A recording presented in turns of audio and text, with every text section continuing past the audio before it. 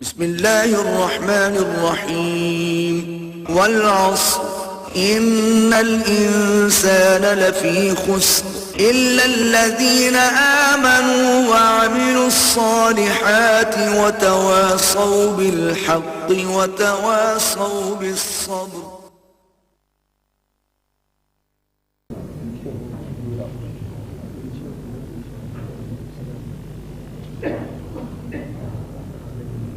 على عباده الذين اصطفى خصوصا على أفضلهم وخاتم النبيين محمد الأمين وعلى آله وصحبه أجمعين.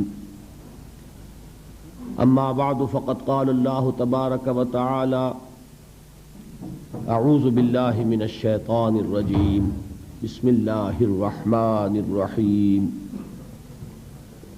والعصر إن الإنسان لفي خسر إلا الذين آمنوا وعملوا الصالحات وتواصوا بالحق وتواصوا بالصبر.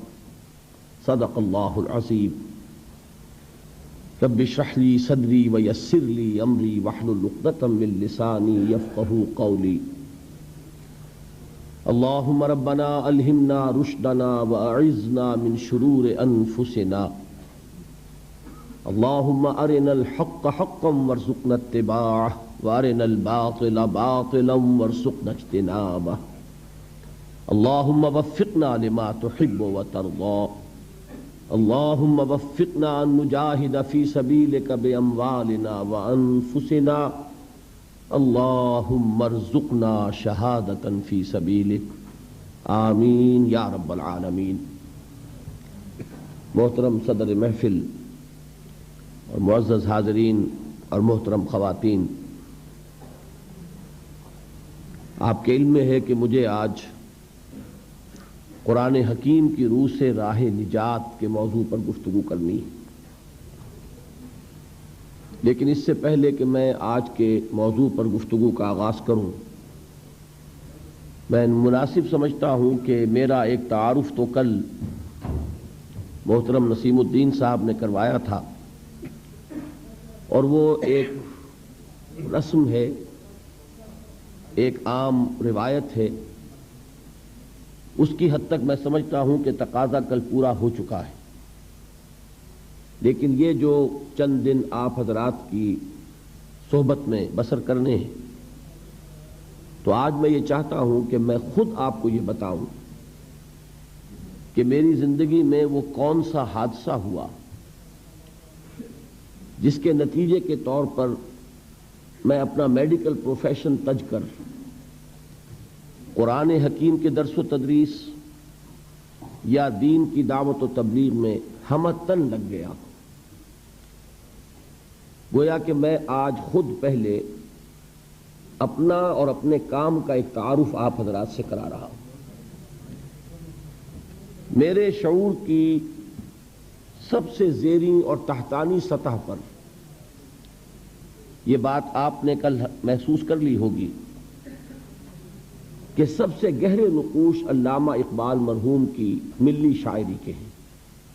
بالکل بچپن ہی سے میں ان کا کلام پڑھ رہا ہوں، اور ابھی میں 5ویں جماعت کا طالب علم تھا جبکہ میں بانگ درا پڑھ رہا تھا.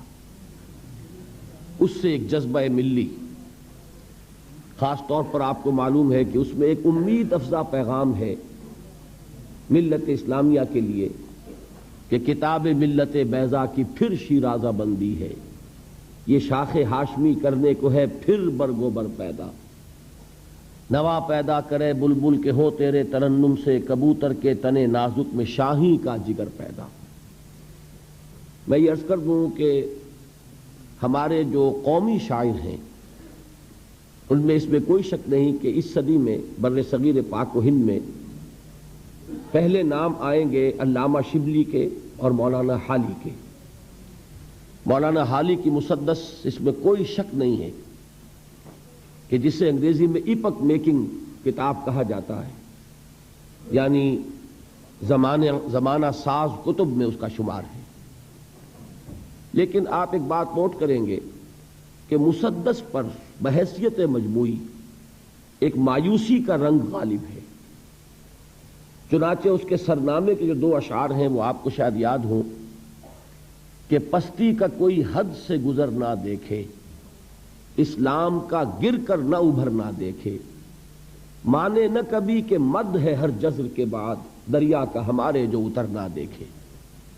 یہ انتہائی ایک مایوسی کی کیفیت ہے، اور واقعہ یہ ہے کہ اس صدی کے آغاز میں عالم اسلام کی جو کیفیت تھی اس کے نتیجے میں یہ مایوسی ہی پیدا ہو سکتی تھی۔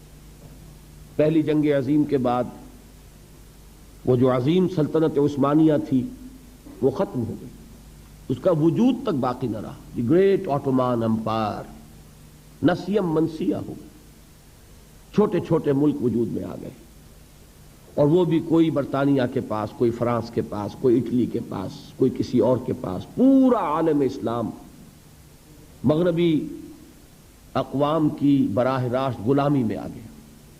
یہ انتہائی ہماری تاریخ کا پستی کا وقت ہے، جس زمانے میں کہ مولانا حالی نے مسدس لکھی۔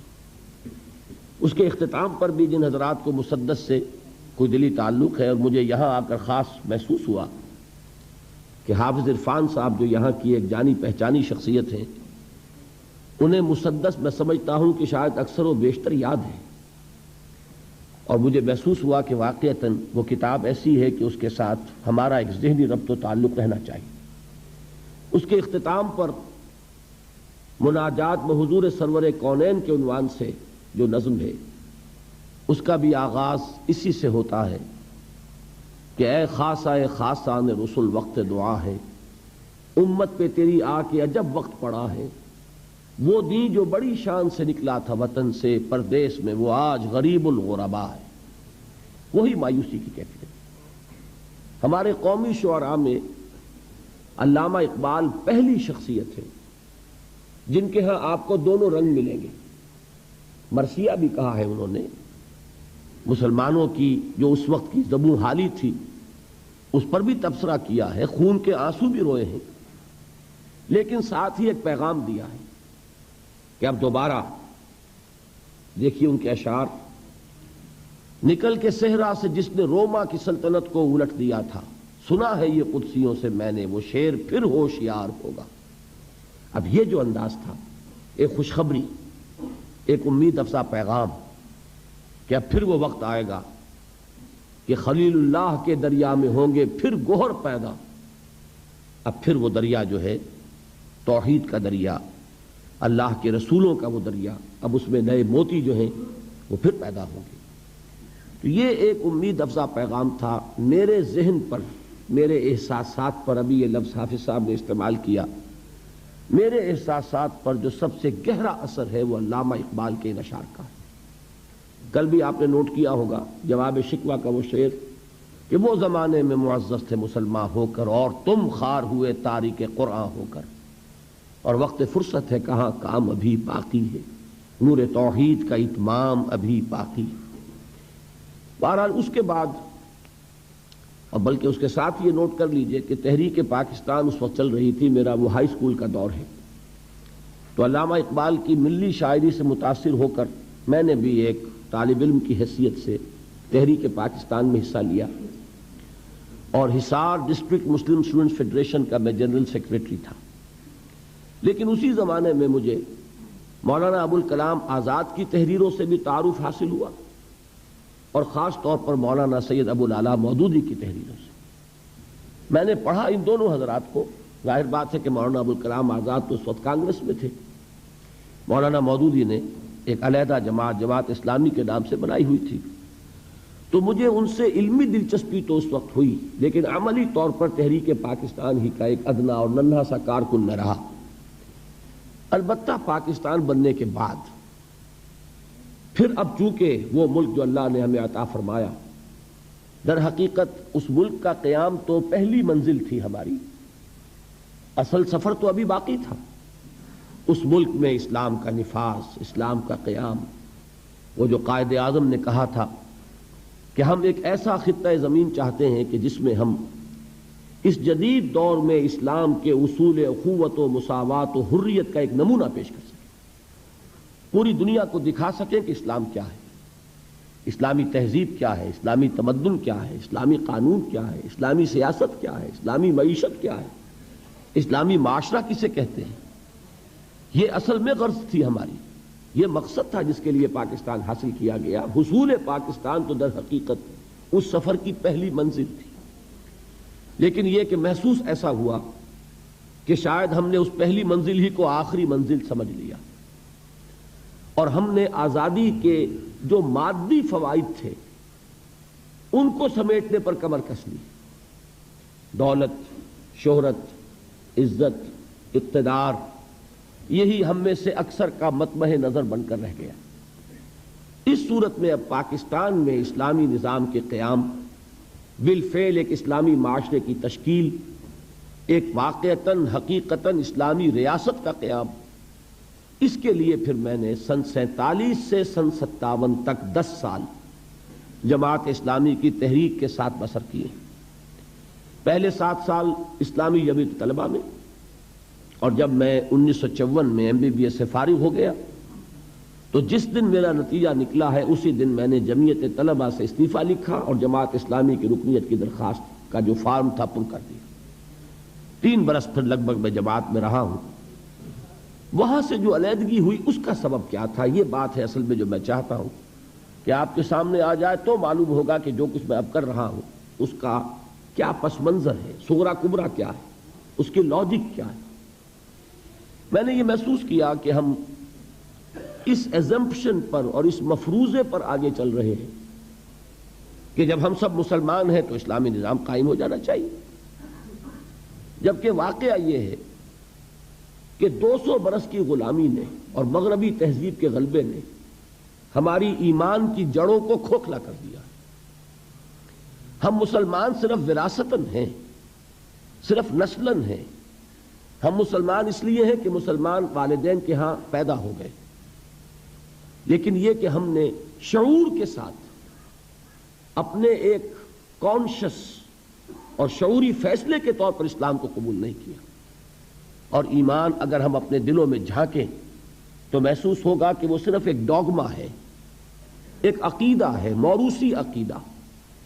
اس ایمان کی ریئلائزیشن، اس کا شعور، وہ در حقیقت ہمیں حاصل نہیں، جس کا نام یقین کہا جائے گا، جس کو علامہ اقبال نے کہا ہے کہ یقین پیدا کرے ناداں، یقین سے ہاتھ آتی ہے وہ درویشی کہ جس کے سامنے جھکتی ہے فقوری. وہ یقین جب تک نہ ہو اس وقت تک اسلام پر عمل نہیں ہو سکتا. تو میں اس نتیجے پر پہنچا کہ محض اس نعرے کی بنیاد پر کہ ہم مسلمان ہیں، پاکستان میں اگر 95%، 96% لوگ مسلمان ہیں تو یہاں اسلام آنا چاہیے. یہ دلیل تو صحیح ہے، لیکن اس دلیل سے اسلام آئے گا کبھی نہیں. اس کے لیے 2 چیزوں کی ضرورت ہے. پہلی چیز یہ کہ خاص طور پر جو پڑھا لکھا طبقہ، اور پڑھے لکھے سے میری مراد ہے جدید تعلیم یافتہ طبقہ، اس لیے کہ ہمارے ہاں تعلیم کے 2 نظام چل رہے ہیں. ایک قدیم ہمارا دینی نظام تعلیم ہے، ایک تو اس سے لوگ فارغ التحصیل ہوتے ہیں، وہ بھی پڑھے لکھے ہیں یقیناً، اور دوسرے نظام کے مقابلے میں زیادہ پڑھے لکھے ہیں. لیکن میں جس طبقے کا ذکر کر رہا ہوں کہ معاشرے میں جس کو کہ اصل فیصلہ کن حیثیت حاصل ہو چکی ہے، وہ تو جدید تعلیم یافتہ طبقہ ہے، اس لیے کہ پورے ملک کی باغڈور اس کے ہاتھ میں ہے. اس جدید تعلیم یافتہ طبقے کے اندر تجدید ایمان کو اثر نو مستحکم کرنے کی ایک تحریک برپا کی جائے. پہلے تو یہ چیز جو ہے وہ ضروری ہے، اس لیے کہ بہت صحیح کہا جس نے کہا کہ گلا تو گھونٹ دیا اہل مدرسہ نے تیرا، کہاں سے آئے صدا لا الہ الا اللہ. ہم نے برٹرینڈ رسل کو پڑھا ہے، ہم نے ڈارون کو پڑھا ہے، ہم نے فرائڈ کو پڑھا ہے، ہم نے مارکس کو پڑھا ہے، تو ایمان کہاں سے آ جائے گا؟ ان نظریات نے ہمارے ذہنوں میں تصادم پیدا کیا ہوا ہے، کانفلکٹ ہے، تضادات ہے. ہم کچھ مانتے کچھ اور ہیں، کرتے کچھ اور ہیں. اس کی وجہ یہی ہے کہ وہ ایمان کی حقیقت ہمیں حاصل نہیں. اس کے لیے خصوصاً جدید تعلیم یافتہ طبقے میں تجدید ایمان کی ایک تحریک. اب ظاہر بات ہے کہ تجدید ایمان کے لیے ہمارے پاس سورس کیا ہے، ایمان کہاں سے ملے گا؟ میں تفصیل کے ساتھ بھی انشاءاللہ ان ایام میں کسی موقع پر عرض کروں گا.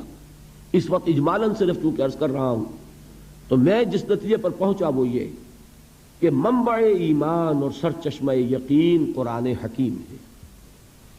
مولانا ظفر علی خان کا بڑا پیارا شعر ہے، سادہ سا شعر ہے لیکن بڑی عظیم حقیقت کو لیے ہوئے ہے کہ وہ جنس نہیں ایمان جسے لے آئیں دکانیں فلسفہ سے، ڈھونڈے سے ملے گی عاقل کو یہ قرآن کے سی پاروں۔ قرآن وہ نور ہے کہ جو اندھیروں سے نکال کر روشنی میں لاتا ہے۔ اندھیرے کون سے ہیں؟ کفر کا اندھیرا، شرک کا اندھیرا، الحاد کا اندھیرا، مادہ پرستی کا اندھیرا، یہ تمام اندھیرے ہیں۔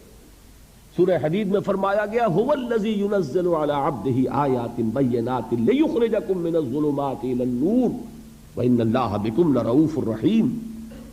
وہی ہے اللہ جو اپنے بندے پر صلی اللہ علیہ وسلم یہ آیات بینات نازل فرما رہا ہے تاکہ وہ ان کے ذریعے سے تمہیں اندھیروں سے نکال کر روشنی میں لائے۔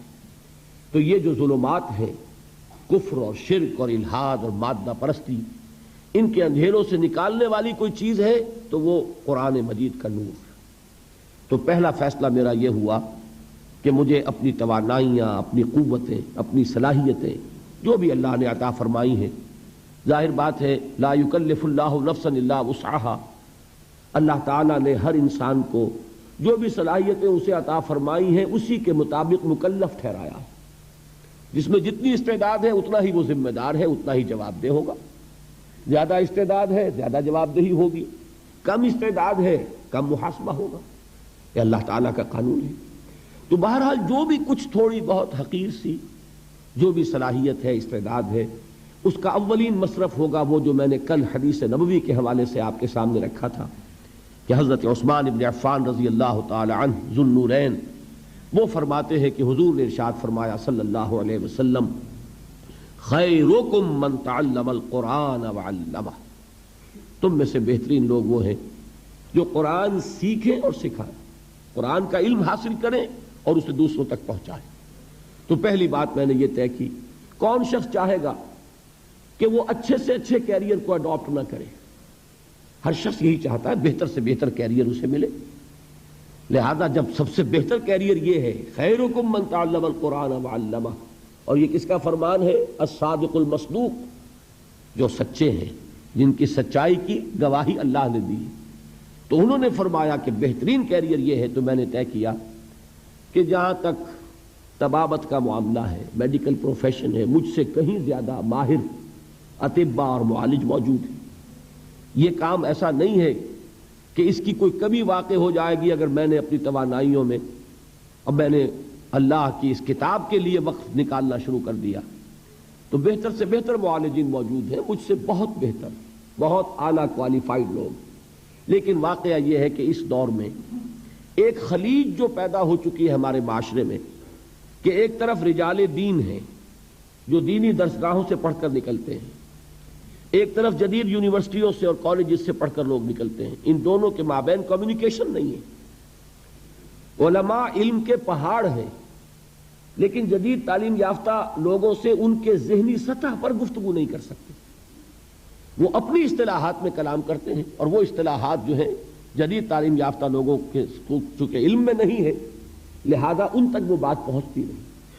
میں ایک مثال دیا کرتا ہوں کہ جیسے تربیلا ڈیم ہے، منگلا ڈیم ہے، کتنا پانی ہے لیکن وہ پانی بیکار ہے جب تک کہ وہ ڈسٹریبیوشن چینل جو ہے پانی کی تقسیم کے لیے نہروں کا جو نظام ہے، جب تک کہ وہ نہروں سے ہو کر راجباہوں سے ہو کر زمین پر پانی نہیں پہنچے گا، تربیلا ڈیم میں کھڑا ہوا وہ پانی کو فائدہ نہیں پہنچائے گا۔ تو اس وقت صورت یہ ہو چکی ہے کہ علماء کرام علم کے ڈیم ہیں، بہت بڑے بڑے ڈیم، ان کے پاس وہ تمام علوم موجود ہیں، کتاب اللہ، سنت رسول اور پھر ہماری فقہ، اس کا سارا علم موجود ہے، لیکن وہ جو ڈسٹریبیوشن چینلز کا کام ہے وہ نہیں ہو پا رہا، ایک گیپ آف کمیونیکیشن ہے۔ تو اگر اللہ تعالیٰ نے مجھے کوئی صلاحیت ایسی عطا فرمائی ہے، چونکہ میں ان میں سے ہوں، جدید تعلیم یافتہ ماحول سے نکلا ہوں، میں ان کی اصطلاحات سے واقف ہوں، میں ان کے ذہنی اشکالات سے واقف ہوں، میں جانتا ہوں ان کا ذہن کہاں رکتا ہے، کس بات کا جواب چاہتا ہے، کس مسئلے کا حل چاہتا ہے۔ اس مسئلے کا جواب اگر ایک فتوے کی شکل میں دیا جائے وہ قابل قبول نہیں ہوگا جب تک کہ وہ سمجھایا نہ جائے۔ ان کی بولی میں، ان کی زبان میں، ان کی ٹرمینالوجی میں، ان کی اصطلاحات میں جب تک بات نہیں کی جائے گی، ابلاغ کا حق ادا نہیں ہوگا۔ اور یہ اللہ نے اگر مجھے صلاحیت عطا فرمائی ہے کہ یہ کام میں کر سکتا ہوں تو ہر چیز کو تج کر مجھے اسی کام میں لگ جانا۔ دوسری بات جو مجھے ضروری محسوس ہوئی وہ یہ کہ ہمارے ہاں جو لوگ دیندار ہیں ان لوگوں میں بھی ایک بہت بڑی کمی ہے، وہ یہ کہ فرائض دینی کا ایک جامع تصور ان کے سامنے نہیں ہے۔ وہ یہ جانتے ہیں کہ نماز فرض ہے، 5 وقتہ نماز ادا کرتے ہیں، وہ جانتے ہیں کہ رمضان کے روزے فرض ہیں، وہ جون کے روزے ہوں، جولائی کے روزے ہوں، وہ رکھیں گے، وہ جانتے ہیں کہ زکوٰۃ فرض ہے، وہ ادا کریں گے، لیکن اس سے آگے تصور کہ دین یہ چاہتا ہے کہ اسے غالب کیا جائے، اسے قائم کیا جائے، اسے نافذ کیا جائے، اسے ایک نظام زندگی کی حیثیت سے بالفعل برپا کیا جائے۔ دین اپنا غلبہ چاہتا ہے، دین صرف عبادات پر قانع ہونے کے لیے تیار نہیں ہے کہ مسجد میں تو اللہ تعالیٰ کو مان لیا جائے کہ سب سے بڑی قوت وہ ہے، لیکن پارلیمنٹ میں اس کو داخل بھی نہ ہونے دیا جائے۔ یہاں اللہ کی بات نہیں چلے گی، یہاں رسول کی بات نہیں چلے گی۔ یہ بات اگر ہے تو اس کا مطلب یہ کہ ہم نے دین کا ایک بڑا محدود سا تصور اپنے سامنے رکھا ہوا ہے۔ ضرورت اس بات کی ہے کہ جن لوگوں کے اندر وہ مذہبی جذبہ موجود ہے انہیں یہ بتایا جائے کہ دین کے اصل تقاضے کیا ہیں، دین چاہتا کیا ہے۔ کیا ذمہ داریاں صرف نماز روزہ ادا کر کے پوری ہو جاتی یا یہ کہ اس سے بیونڈ، اس سے ماوراء بھی دین کا کوئی تقاضا ہے، اس کا مطالبہ ہے۔ اب اگر یہ چیز میں اپنی تقریر، اپنی تصنیف کے ذریعے لوگوں کے سامنے رکھوں تو اس کا وہ وزن نہیں ہوگا، لیکن اگر قرآن حکیم کے حوالے سے رکھوں کہ یہ ہے قرآن جو تم سے یہ چاہتا ہے، یہ ہے قرآن جس نے کہ تمہاری فرائض کا یہ تصور دیا ہے، تو ظاہر بات ہے کہ چونکہ ان کا تصور محدود ہو گیا ہے لہذا وہ اس وقت ان کی ایکٹیویٹی محدود ہے، ان کا عمل بھی محدود ہے۔ اگر ان کا تصور فرائض دینی وسیع ہو جائے گا تو یقیناً پھر وہ اس کے مطابق کچھ نہ کچھ سرگرم عمل ہوگے، اپنے فرائض کو ادا کرنے کے لیے کمر کس لیں گے۔ یہ 2 تقاضے ہیں جن کے تحت پھر میں نے مطالعہ قرآن حکیم کا ایک منتخب نصاب مرتب کیا۔ پورے قرآن کو، اصل میں تو قرآن تو وہی ہے، سورہ فاتحہ سے سورۃ الناس تک، ما بین الدفتین، قرآن یہی ہے، اس کا بدل کوئی شے نہیں۔ لیکن یہ کہ an introduction to قرآن، قرآن سے ایک ابتدائی تعارف کے لیے ایک منتخب نصاب جو تقریباً 2 پارے کے لگ بھگ بنتا ہے، مختلف جگہوں سے کچھ صورتیں، کچھ آیات، اور اس انتخاب میں پیش نظر یہی 2 چیزیں کہ ایک تو دین کا ہمہ گیر تصور سامنے آ جائے، دین ہے کیا، اور نمبر 2 یہ کہ دین کے تقاضے سامنے آ جائے، دین ہم سے چاہتا کیا ہے، دین کا مطالبہ کیا ہے۔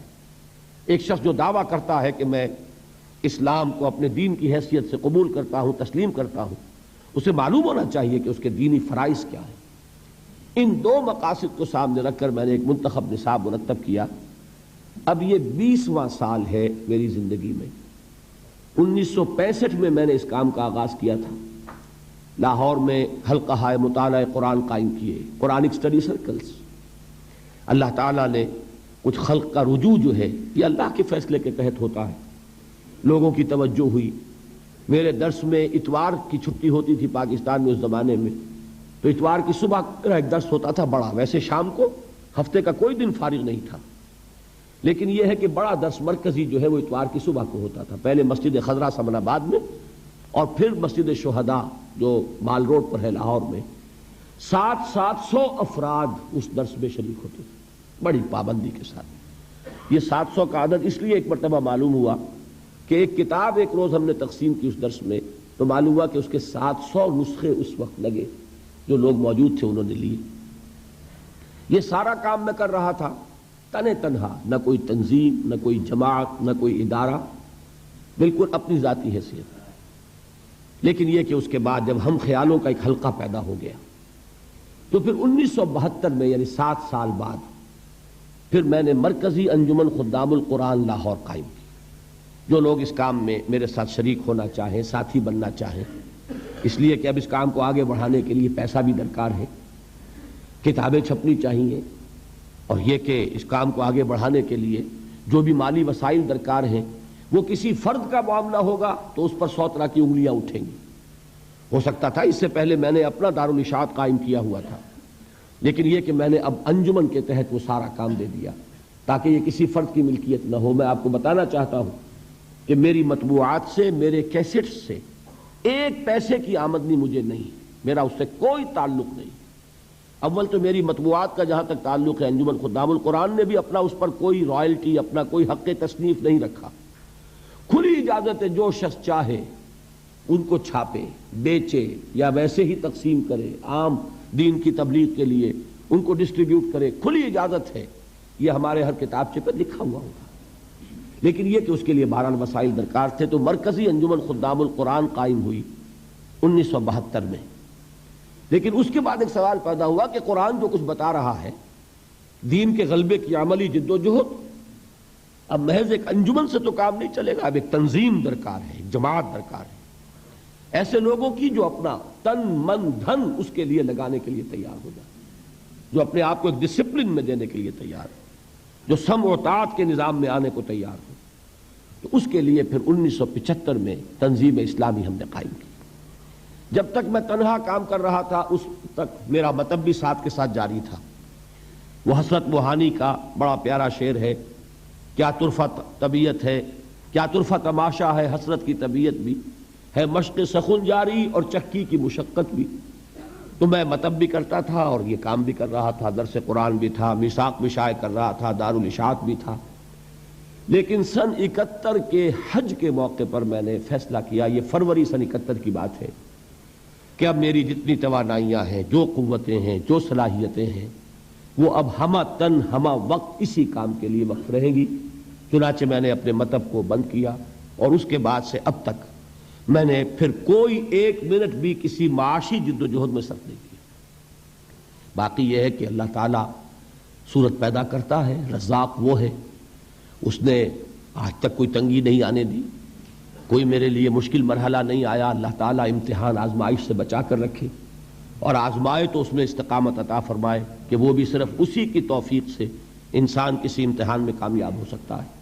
لیکن بہرحال سن 71 کے بعد سے یہ سن اب 85 ہے، یہ سمجھ لیجئے کہ 15واں سال ہے کہ میری توانائیاں، میرے اوقات، میری جو بھی صلاحیتیں ہیں حقیر سی اللہ کی عطا کردہ، وہ سب کی سب اسی کام کے لیے وقف ہے. اب یہاں جو آپ حضرات نے دعوت دی اور یہ پروگرام بنایا تو اسی منتخب نصاب کا ایک خلاصہ ہے جو چند دنوں میں آپ کے سامنے پھر رکھوں گا. اس لیے کہ وہ مکمل منتخب نصاب جو ہے وہ تو ظاہر بات ہے کہ ان 7-8 دنوں میں 9 دنوں میں بیان نہیں ہو سکتا. 1 دن گزر چکا ہے، 1 دن ویسے کم ہوا ہے، تو اب ہمارے پاس لے دے کر 8 دن ہیں. ان میں مجھے انہی 2 چیزوں کی کو سامنے رکھ کر دین کیا ہے یہ بھی بات سمجھ میں آئے، اور اس سے بھی اہم تر یہ کہ دین چاہتا کیا ہے، ہمارے دین کی طرف سے ہم پر کیا ذمہ داریاں عائد ہوتی ہیں، یہ بات از روئے قرآن واضح ہو جائے. یہ ہے مقصد ان اجتماعات کا. وہ جو منتخب نصاب میں نے مرتب کیا، جس کے لیے میں نے اتنا طویل پس منظر بیان کیا ہے، اس کا نقطہ آغاز ہے سورۃ العصر جو میں نے ابھی تلاوت کی تھی، اور آج میں اسی کے حوالے سے کچھ باتیں آپ حضرات کے گوش گزار کر رہا ہوں کہ راہ نجات کا کیا تصور ہے از روئے قرآن. یہ سورہ مبارکہ جس کے بارے میں کہ مجھے یہ توقع ہے، ہو سکتا ہے کہ یہ میری خوش گمانی ہو، لیکن بہرحال مجھے یہ حسن ظن ہے کہ ہر مسلمان کو یہ صورت یاد ہوگی. میں پھر اس کی تلاوت کیے دیتا ہوں. گنتی کے چند الفاظ ہیں. اعوذ باللہ من الشیطان الرجیم، بسم اللہ الرحمن الرحیم، والعصر ان الانسان لفی خسر الا الذین آمنوا وعملوا الصالحات وتواصوا بالحق وتواصوا بالصبر. صدق اللہ العظیم. اس کا ایک سادہ سا ترجمہ پہلے میں کر دیتا ہوں، اس کو ہر شخص جو ہے وہ اپنے ذہن پر کندہ کر لے.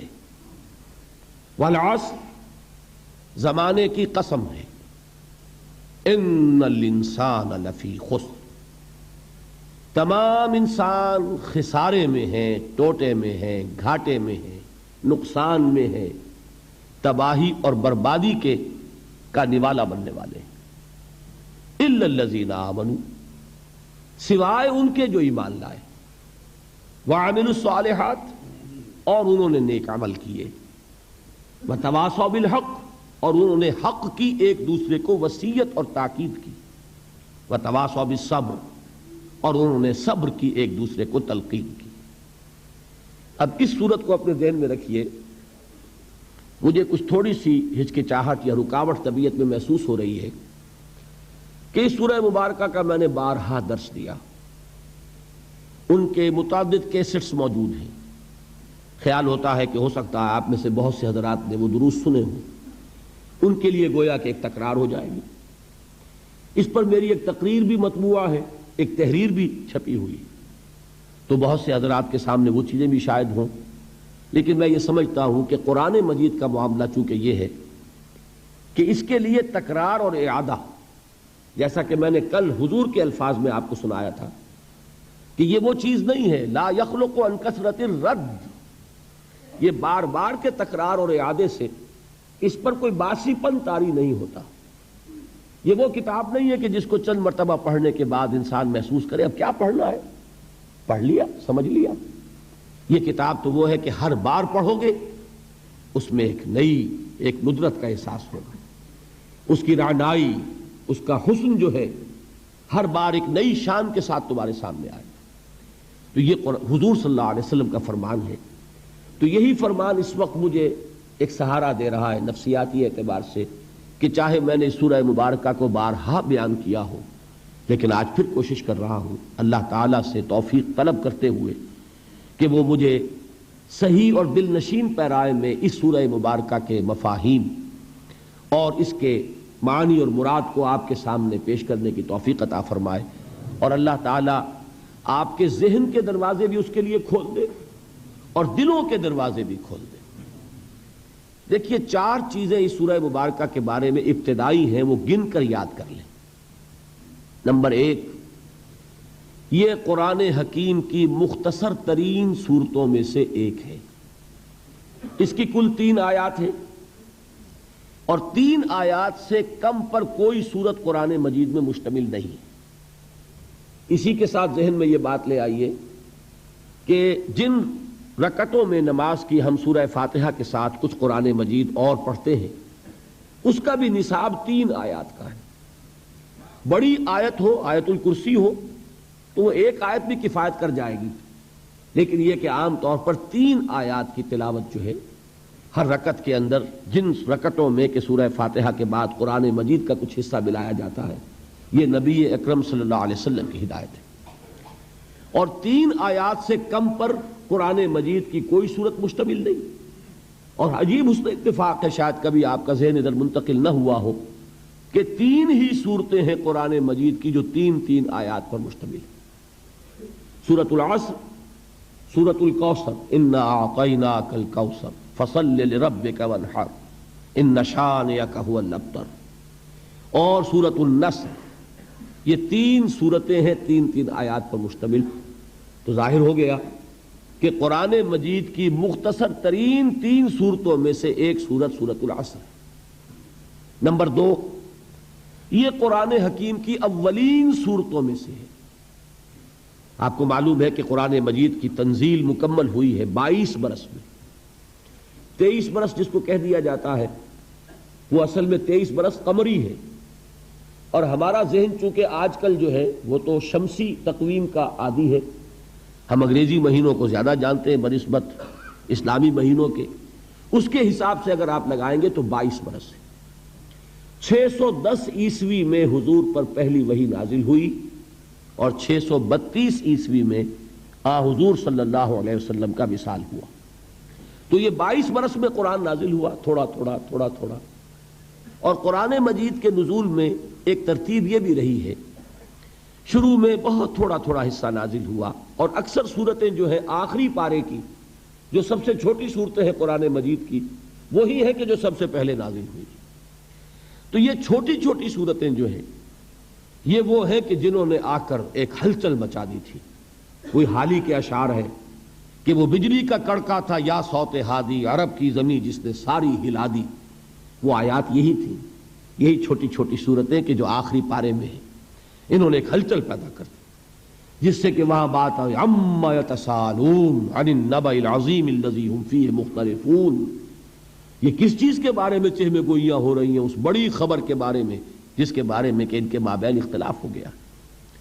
تو قرآن مجید میں پہلے جو صورتیں نازل ہوئی وہ چھوٹی ہیں حجم کے اعتبار سے، لیکن معانی اور مفاہیم کے اعتبار سے ہرگز مبالغہ نہیں ہے یہ کہنے میں کہ معانی کے دریا ہیں، بلکہ سمندر ہیں جن کو کوزے میں بند کر دیا گیا۔ اور اس کے بعد انہی مضامین کی تفصیل ہوئی۔ پھر جب طویل صورتیں نازل ہوئیں، خاص طور پر طویل مدنیات، انہی صورتوں کی شرح ہے وہ۔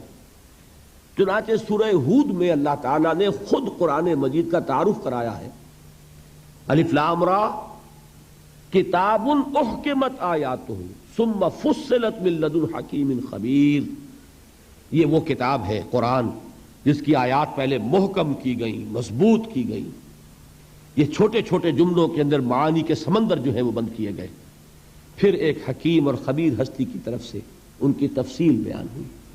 تو یہ قرآن مجید کا ایک خاص اسلوب ہے۔ تو یہ نوٹ کیجئے کہ سورۃ العصر بھی قرآن حکیم کی اولین صورتوں میں سے ایک ہے۔ تیسری بات یہ نوٹ کیجئے، ہر زبان کی ادب میں آپ کے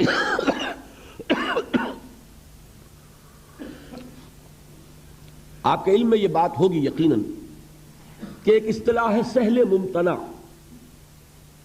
نہایت آسان زبان لیکن مضامین بہت بلند۔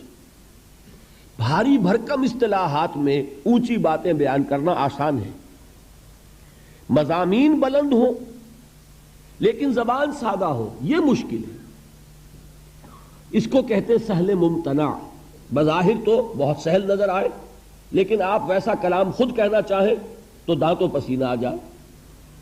آپ کو معلوم ہے کہ غالب کے اشعار میں ابن مریم ہوا کرے کوئی، میرے دکھ کی دوا کرے کوئی، اب کوئی لفظ مشکل نہیں، لیکن ذرا کوئی کہہ کے تو دکھائے یہ اشعار، سادہ بالکل سلیس زبان، لیکن یہ ہے کہ وہ اپنے ادبیت کے اعتبار سے ایک معراج ہے۔ تو قرآن حکیم ویسے تو پورا کا پورا ابتدا سے انتہا تک عربی زبان کی ادبیت کی معراج ہے۔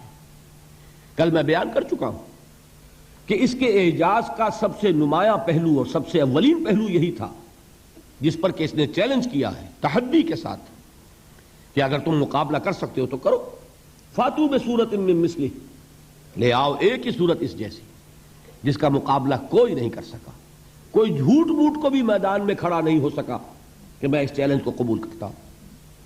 تو قرآن مجید از ابتدا تا انتہا عربی ادب اس کا کلاسک ہے، یہ اس کا چوٹی کا، اس کی ایک معراج کا مقام رکھنے والا۔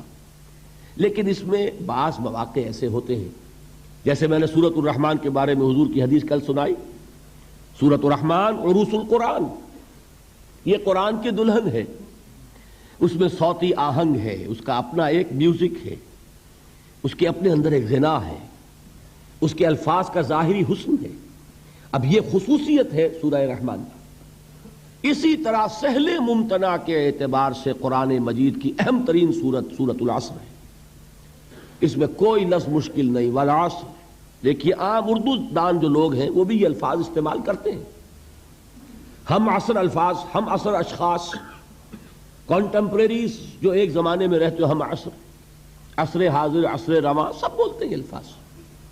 عصر جدید، ان الانسان لفی خسر، انسان کا لفظ کون نہیں جانتا، خسر خسارہ یہ اردو کے اندر مستعمل ہے۔ ان الا الذین آمنوا، ایمان، عمل صالح، تواسی ذرا ایک تھوڑی سی بدلی ہوئی شکل ہے، لیکن اردو میں وہ لفظ بھی مستعمل ہے، وصیت، وصیت سے تواسی بنا، باب تفاعل ہے، بالحق وتواصوا بالصبر، کوئی لفظ بھی ثقیل نہیں، کوئی بھاری بھرکم اصطلاح نہیں۔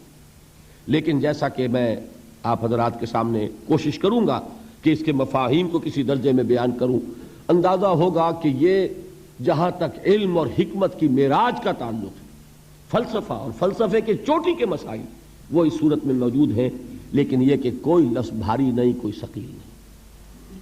چوتھی چیز جو اہم ترین ہے اس سورہ مبارکہ کے بارے میں، وہ یہ ہے کہ میرے نزدیک، یہ میں ایک بڑی بات کہہ رہا ہوں، کہنے کی جرات کر رہا ہوں، میرے نزدیک یہ قرآن مجید کی جامع ترین صورت ہے۔ میں نے اپنا ایکسپریشن بدل دیا، پہلے میں نے کہا تھا کہ یہ اولین صورتوں میں سے ایک ہے، مختصر ترین صورتوں میں سے ایک ہے۔ اب جو بات میں کہہ رہا ہوں یہ کہ جامع ترین صورت ہے قرآن حکیم۔ اس کی وجہ یہ ہے کہ قرآن ہے ہدی للناس، رہنمائی بن کر آیا ہے، ہدایت ہے۔ اس ہدایت کے راستے کو، صراط مستقیم کو، جس قدر جامعیت کے ساتھ اس صورت نے بیان کیا ہے، قرآن مجید میں آپ دیکھیں گے ایمان کی بحث ہے، مکی صورتوں میں طویل مباحث ایمان کے، پھر اعمال صالحہ کی بحث، عبادات کی بحث، اخلاقیات کی بحث، معاملات کی بحث، یہ سب کیا ہے؟ عمل صالح کی تشریح۔ پھر تواصی بالحق، جہاد، امر بالمعروف نہی عن المنکر، یہ سب کیا ہے؟ یہ تواصی بالحق کی شرح ہے۔ قرآن مجید کے تمام مضامین کو جامع ترین صورت میں پیش کرنے والی صورت وہ سورۃ العصر ہے۔ اس کا احساس صحابہ کرام کو تھا، چنانچہ ہمیں ایک روایت ملتی ہے، کان الرجلان من اصحاب النبی صلی اللہ علیہ وسلم اذا التقیا لم يتفرقا حتى يقرأ احدهما على الاخر سورۃ العصر ثم يسلم احدهما على الاخر۔ حضور صلی اللہ علیہ وسلم کے صحابہ میں سے جب دو حضرات کی آپس میں ملاقات ہوتی تھی تو وہ اس وقت تک ایک دوسرے سے جدا نہیں ہوتے تھے جب تک کہ ایک دوسرے کو سورۃ العصر سنا نہیں لیتے تھے، پھر وہ ایک دوسرے کو سلام کرتے تھے اور علیحدہ ہوتے تھے۔ اب آپ اندازہ کیجئے کیوں، بعد میں یہ بات واضح ہو جائے گی کہ اس کا سبب کیا ہے۔ صحابہ کا کوئی عمل حکمت سے خالی نہیں تھا۔ قرآن مجید کی قدر و قیمت کے اصل جاننے والے صحابہ کرام ہیں، ان کا یہ طرز عمل اور سورہ مبارکہ کے ساتھ یہ لگاؤ اور یہ تعلق۔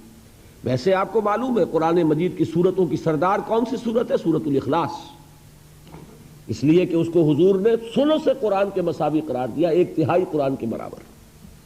4 آیتیں ہیں لیکن ایک تہائی قرآن کے مساوی۔ اس کی وجہ کیا ہے؟ کہ اسلام کی جڑ بنیاد ہے توحید، لیکن یہ کہ اس توحید کا جامع ترین بیان سورۃ الاخلاص میں، تو گویا کہ یہ جڑ ہے، اس پہلو سے اہم ترین سورت ہے۔ لیکن ظاہر بات ہے کہ توحید حصہ ہے ایمان کا، گویا کہ صرف ایمان کے ایک پہلو کو یہ سورت بیان کر رہی ہے، اعمال کی کوئی بحث نہیں، تواصی بالحق کی کوئی بحث نہیں، تواصی بالصبر کی کوئی بحث نہیں۔ اس اعتبار سے اسے جامع ترین سورت نہیں کہیں گے، اہم ترین تو ہے، اس لیے کہ توحید ہی جڑ ہے، بنیاد ہے۔ اسی طریقے سے آیت الکرسی، حضور نے فرمایا یہ تمام آیات قرآنیہ کی سردار ہے، اس کی وجہ بھی وہی توحید، اس لیے کہ ہمارا دین حقیقت میں دین توحید ہے۔ لیکن جامعیت ایک اور شے ہے، قرآن کے مضامین کا احاطہ کر لینا۔ یہ واقعہ یہ ہے کہ وہ جیسی کہ جس صورت میں کہ یہ بات سورۃ العصر میں سامنے آتی ہے اور کسی صورت میں نظر نہیں آئے گی۔ ہاں، دین کے فلسفے کے لیے نہایت جڑ اور بنیاد کی چیز سورۃ الفاتحہ ہے، جو مقدمہ ہے قرآن کا، جو گویا کہ دیباچہ ہے قرآن کا، جسے ام القرآن کہا گیا۔ وہ سورہ مبارکہ 7 آیات، وَلَقَدْ آتَيْنَاكَ سَبْعًا مِنَ الْمَثَانِي وَالْقُرْآنَ الْعَظِيمِ۔ لیکن یہ کہ جامعیت کے اعتبار سے عرض کر رہا ہوں کہ جامع ترین سورت سورۃ العصر۔ میں نے ایک تو صحابہ کرام کا عمل آپ کے سامنے رکھا، دوسرے امام شافعی رحمۃ اللہ علیہ کے 2 اقوال ملتے ہیں، وہ بھی آپ کو سنانا چاہتا ہوں۔ ایک قول تو ان کا بہت مشہور ہے، لو تدبر الناس هذه السورۃ لوسعتهم، اگر لوگ صرف اس ایک سورت پر تدبر کریں، غور کریں، اس کی گہرائیوں میں اتریں، تو یہ سورت ان کی ہدایت کے لیے کافی ہو جائے گی۔ ایک اور قول ہے امام شافعی رحمۃ اللہ علیہ کا، جو نقل کیا ہے مفتی محمد عبدہ نے اپنی تفسیر میں، کہ لو لم ينزل من القرآن سواها لکفت الناس، اگر قرآن مجید میں سے سوائے سورۃ العصر کے کوئی اور سورت نازل نہ ہوتی، کوئی اور حصہ نازل نہ ہوتا، تو یہ بھی لوگوں کی ہدایت کے لیے کافی تھی۔ اس سے اندازہ آپ کو ہو سکتا ہے کہ امام شافعی رحمۃ اللہ علیہ کے نزدیک اس سورہ مبارکہ کی کیا عظمت ہے۔ تو 4 چیزیں میں نے عرض کی ہیں، میں اس طور سے اب بیان کر رہا ہوں۔ ایک ہوتا ہے خطابت کا انداز، ایک ہے درس کا انداز۔ درس کہتے ہیں کسی چیز کو گھسنا، پھر مٹانا، پھر گھسنا، جیسے بچہ لکھتا ہے سلیٹ پر، پھر مٹاتا ہے، پھر لکھتا ہے، یہ درس ہے۔ درس میں کوشش ہوتی ہے کہ ایک چیز ذہن میں اتر جائے، وہ نقش ہو جائے، یادداشت میں محفوظ ہو جائے۔ لہذا یہ 4 باتیں پھر نوٹ کیجئے۔ یہ قرآن مجید کی اولین صورتوں میں سے ہے، قرآن مجید کے مختصر ترین صورتوں میں سے ہے، سہل ممتنع کی سب سے اعلیٰ مثال ہے قرآن میں، اور نمبر 4 یہ جامع ترین صورتوں میں سے ہے۔ اب آئیے اس سے پہلے کہ آگے بڑھیں، قرآن مجید کے فہم کے 2 درجے ہیں، ان کو پہلے سمجھ لیجئے۔ یہ ہمارے پورے درس میں انشاءاللہ یہ چیز بطور تمہید آپ کو کام دے گی۔ قرآن مجید کے فہم کا ایک درجہ ہے جسے قرآن کہتا ہے تذکر بالقرآن۔ تذکر کے معنی نصیحت اخذ کر لینا، سبق حاصل کر لینا۔ جیسے آپ بچپن میں جب انگریزی ہم پڑھتے تھے، آپ کو بھی یاد ہوگا، ایک کوئی سٹوری آپ نے لکھی اور پھر لکھا مورل لیسن، اس کہانی کا سبق کیا ہے، اس سے حاصل کیا ہوا، کیا سبق ہمیں اس سے ملا۔ تو یہ در حقیقت لب لباب ہے کہ اس کہانی کا یہ سبق ہے، اس کا یہ مورل لیسن ہے جو ہمیں حاصل ہوا۔ ایک ہے قرآن مجید سے اس کے اصل سبق کو حاصل کر لینا، اس کو قرآن کہتا ہے تذکر، یاد دہانی، نصیحت اخذ کر لینا۔ اور اس کے اعتبار سے قرآن مجید کا یہ دعویٰ ہے، بلکہ اللہ کا دعویٰ ہے وَلَقَدْ يَسَّرْنَا الْقُرْآنَ لِلذِّكْرِ فَهَلْ مِن مُدَّكِرٍ، یہ 4 مرتبہ سورہ قمر میں یہ آیت آئی ہے۔ ہم نے اس قرآن کو تذکر کے لیے انتہائی آسان بنا دیا۔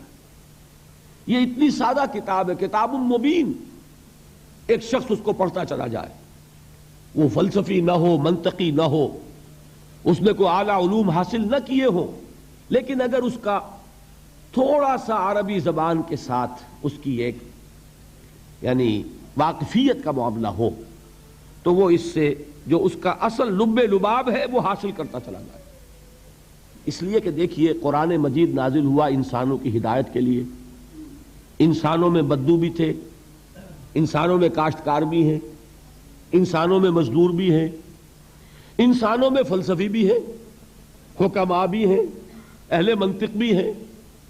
تو قرآن تو سب کے لیے ہدایت بن کر نازل ہوا نا، لہذا اس نے وہ انداز اختیار کیا ہے کہ ایک عام بدو بھی اس کو سنے تو اسے محسوس ہو کہ میرے دل کی پکار ہے۔ یہ جو کچھ دیکھنا تقریر کی لذت کے جو اس نے کہا، میں نے یہ جانا کہ گویا یہی میرے دل میں تھا، ورنہ یہ کہ وہ کیسے قرآن سے سبق حاصل کرے گا۔ تو قرآن مجید کو آسان بنایا گیا تذکر کے لیے، لیکن ایک دوسرا درجہ ہے قرآن کا جس کا نام ہے تدبر۔ افلا یتدبرون القرآن ام علی قلوب اقفالها، کیا یہ قرآن پر تدبر نہیں کرتے؟ تدبر کسے کہتے ہیں؟ یہ دبر سے بنا ہے، کسی چیز کا پیچھا پکڑ لینا۔ انسان جو ہے اس میں غواصی کر رہا ہے، غوطے لگا رہا ہے، غور کر رہا ہے، جس کے لیے میں نے کل علامہ اقبال کا مصرع آپ کو سنایا تھا کہ قرآن میں ہو غوطہ اے مرد مسلمان، جس کے لیے حضور نے فرمایا کہ لا تنقضی عجائبہ، یہ وہ کتاب ہے جس کے عجائبات کبھی ختم ہی نہیں ہوں گے۔ 20ویں صدی کا ایک فلسفی علامہ اقبال، وہ مشرق و مغرب کے اور قدیم اور جدید فلسفے کھنگالنے کے بعد پھر اسے تسکین حاصل ہوئی تو قرآن مجید کے دامن میں۔ تو گویا کہ قرآن مجید کا ایک ہے انداز تدبر کا، ایک ہے تذکر کا۔ تذکر کے لیے نہایت آسان اور تدبر کے اعتبار سے انتہائی مشکل کتاب، اس کی تہ تک پہنچنا انسان کے لیے ممکن نہیں۔ اللہ کا کلام ہے، اللہ کے کلام کی تہ تک کوئی پہنچ پائے گا؟ ناممکن۔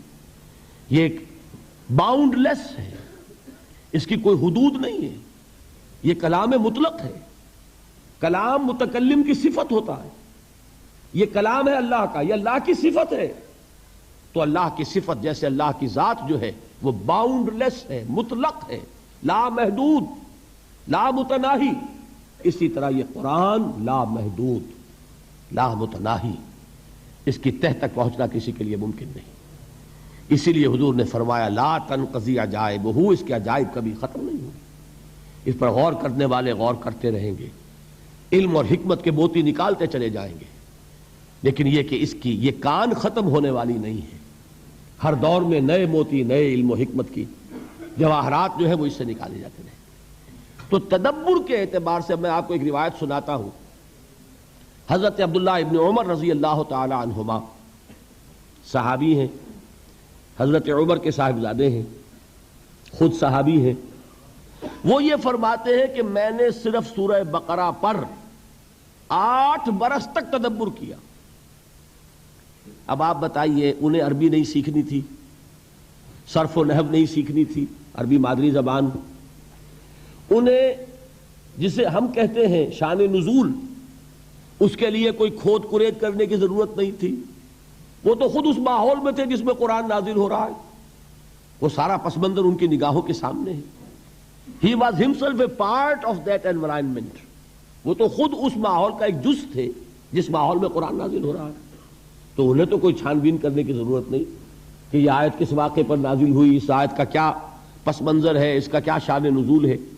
عربی ان کی گھر کی، پھر یہ کہ وہ خود اس ماحول میں ہے جس میں قرآن نازل ہو رہا ہے، سن رہے ہیں براہ راست محمد الرسول اللہ صلی اللہ علیہ وسلم سے، پھر کیا چیز تھی کہ 8 برس تک تدبر کر رہے ہیں صرف سورہ بقرہ میں۔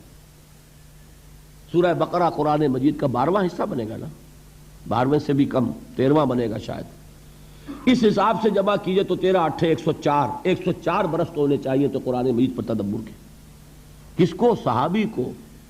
تو تاب دیگراں چے رسد، ہم تک وہ معاملہ پہنچے گا تو ہمیں تو 1000 برس کی عمر چاہیے، تب بھی میں آپ سے عرض کرتا ہوں کہ قرآن پر تدبر کا حق ادا نہیں کیا جا سکتا۔ یہ تو جنریشن آفٹر جنریشن، نسلاً بعد نسل لوگ اپنی زندگیاں لگائیں گے۔ امام راضی یہ نہیں کہہ سکے کہ میں نے پورا قرآن سمجھ لیا۔ 30 جلدوں میں تفسیر لکھنے والا شخص جو اپنے وقت کے فلسفہ اور علم کلام کے معراج پر پہنچا ہوا ہے، منطق جس کی گھر کی لونڈی ہے، جس کے لیے کہ صرف اور نحو جو ہے وہ ایسے ہیں کہ جیسے جن سے کہ انسان کھیلتا ہو، کھلونے ہو، لیکن بعض مقامات قرآن مجید کے ایسے آتے ہیں کہ جیسے انسان قلم رکھ دے، گھٹنے ٹیک دے۔ وہ آیہ مبارکہ کل آئی تھی غالباً حافظ عرفان صاحب کے بیان میں، سورہ حدید کی آیت ہے هو الاول والآخر والظاہر والباطن۔ جب اس مقام پر آتے ہیں امام راضی تو کہتے ہیں علم ان هذا المقام مقام غامض مہیب عمیق، ہوشدار کے رہبر دم تیغست قدم را، یہ مقام بہت عمیق ہے، بہت گہرا ہے، بہت مشکل ہے، بہت مہیب ہے، پر ہیبت ہے، اس کی ترجمانی الفاظ میں کرنا ممکن نہیں۔ تو امام راضی کا حال یہ ہو، کشاف دعویٰ نہ کر سکے کہ اس نے قرآن مجید کے ہر لفظ کو بیان کر دیا ہے، تو میرے اور آپ کے یا اس 20ویں صدی کا کوئی بھی شخص، بڑے سے بڑا پڑھا لکھا شخص، وہ کیا دعویٰ کرے گا؟ تو جان لیجئے کہ قرآن مجید کے فہم کے یہ 2 درجے ہیں۔ ایک درجہ تذکر، جس کے اعتبار سے یہ بہت آسان ہے۔ میں اس کی مثال دیا کرتا ہوں، آپ تو چونکہ سمندر سے بہت قریب رہتے ہیں اور یہ گزرگاہ ہے، تیل کے ٹینکرز یہاں سے گزرتے رہتے ہیں، کبھی کوئی ٹینکر جو ہے اگر لیک کر جائے تو تیل جو ہے وہ پانی کی سطح پر رہتا ہے۔ تو اسی طریقے سے قرآن مجید کی جو اصل حکمت ہے، اس کا جو اصل سبق ہے، جو یہ سکھانا چاہتا ہے، وہ قرآن کی سطح پر ہے۔ البتہ یہ کہ سمندر کی گہرائی کون ناپے گا، اسی طریقے سے قرآن مجید کی گہرائی کو ناپنا یہ ممکن نہیں۔ وہ ہے تذکر بالقرآن، یہ ہے تدبر قرآن۔ اب ذرا غور کیجئے، تذکر کے اعتبار سے سورہ مبارکہ کو سامنے رکھیے، والعصر ان الانسان لفی خسر الا الذین آمنوا وعملوا الصالحات وتواصوا بالحق وتواصوا بالصبر۔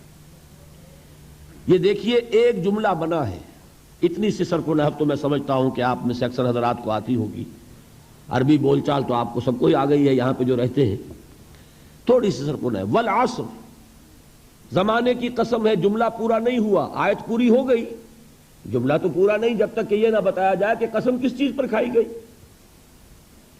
ان الانسان لفی خسر، یہ مکمل جملہ ہے۔ الا الذین آمنوا وعملوا الصالحات، یہ مستثنیٰ ہے۔ مستثنا منہ کیا ہے، کس چیز سے مستثنا کیا گیا ہے، جب تک اس کے ساتھ جوڑیں گے نہیں مطلب سمجھ میں نہیں آئے گا۔ تو اصل میں یہ تینوں آیتیں مل کر ایک مکمل جملہ بنتی ہیں۔ زمانے کی قسم ہے تمام انسان برباد ہونے والے ہیں سوائے ان کے جو ایمان لائے اور جنہوں نے نیک عمل کیے اور جنہوں نے ایک دوسرے کو حق کی تاکید کی اور جنہوں نے ایک دوسرے کو صبر کی نصیحت کی۔ اب اس جملے کو اپنے سامنے رکھیے، پہلا سبق کیا حاصل ہوا؟ پہلا تذکر کیا ہے؟ انسان کی کامیابی اور ناکامی کا ایک معیار ہے جو ہمارے سامنے آ رہا ہے، اور یہ ہر شخص جانتا ہے کہ ہم جو بھاگ دوڑ دنیا میں کر رہے ہیں، صبح سے شام تک کی مشقت، آپ لوگ اکثر اپنے گھر والوں کو چھوڑ کر آئے ہوئے ہیں یہاں، کتنی محنت ہے، کتنی مشقت ہے، کتنی مشکلات اٹھا رہے ہیں، لیکن یہ سب کچھ کیوں کر رہے ہیں؟ کامیابی کے حصول کے لیے۔ البتہ کامیابی کے معیارات ہیں، ہمارے ذہنوں میں جو معیارات بیٹھے ہوئے ہیں وہ کیا ہیں؟ کامیابی پیسے سے ہے، کامیابی جائیداد سے ہے، کامیابی کاروبار سے ہے، کامیابی شہرت سے ہے، کامیابی اقتدار سے ہے۔ یہ معیارات ہیں۔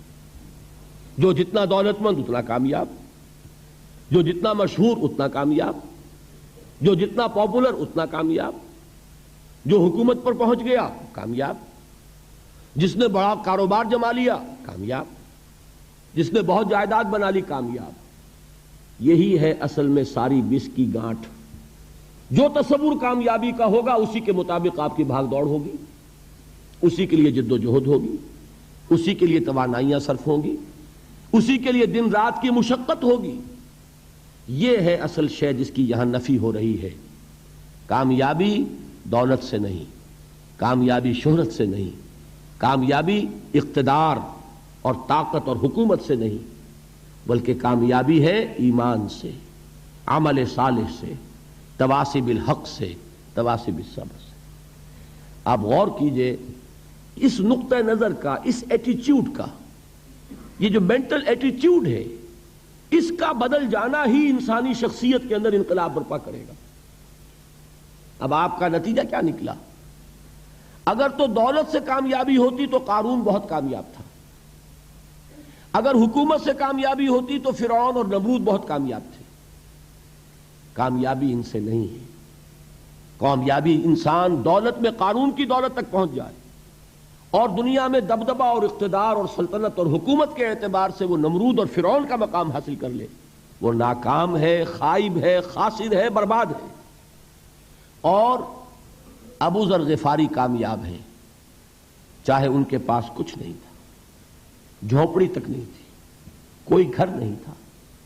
حضور نے فرمایا ہے اللہ کے کچھ بندے ایسے ہوتے ہیں جو کسی محفل میں جانا چاہیں تو انہیں اجازت نہ ملے، جو کہیں اگر رشتہ کرنا چاہیں کوئی ان سے رشتہ کرنے کو تیار نہ ہو، کہیں کوئی سفارش کرنا چاہے تو ان کی کوئی بات ہی نہ سنے۔ لیکن اللہ کے ہاں ان کا وہ مقام ہے کہ اگر بھولے سے بھی کسی بات پر قسم کھا بیٹھتے ہیں تو اللہ ان کی قسم کی لاج رکھتا ہے۔ یہ ہے فرق، یہ جان لیجیے اچھی طرح۔ اس بات کا مان لینا آسان، اس پر سبحان اللہ کہنا آسان، لیکن اس کے مطابق آپ کے اپنے ذہن کا بدل جانا بہت مشکل، اس لیے کہ ہم متاثر ہوتے ہیں اپنے ماحول سے۔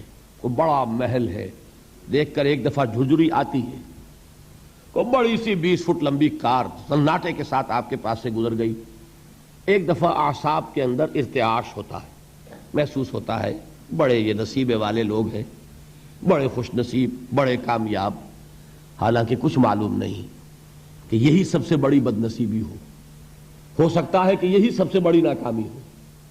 اگر ذہنوں میں یہ بات بیٹھ جائے کامیابی کس شے سے، یہی وجہ دیکھیے قرآن مجید میں بارہا آپ دیکھیں اولئک ھم المفلحون، یہ ہے لوگ کامیاب ہونے والے۔ آج یہ آپ نے نماز میں وہ آیات سنی، یا ایھا الذین آمنوا ارکعوا واسجدوا واعبدوا ربکم وافعلوا الخیر لعلکم تفلحون۔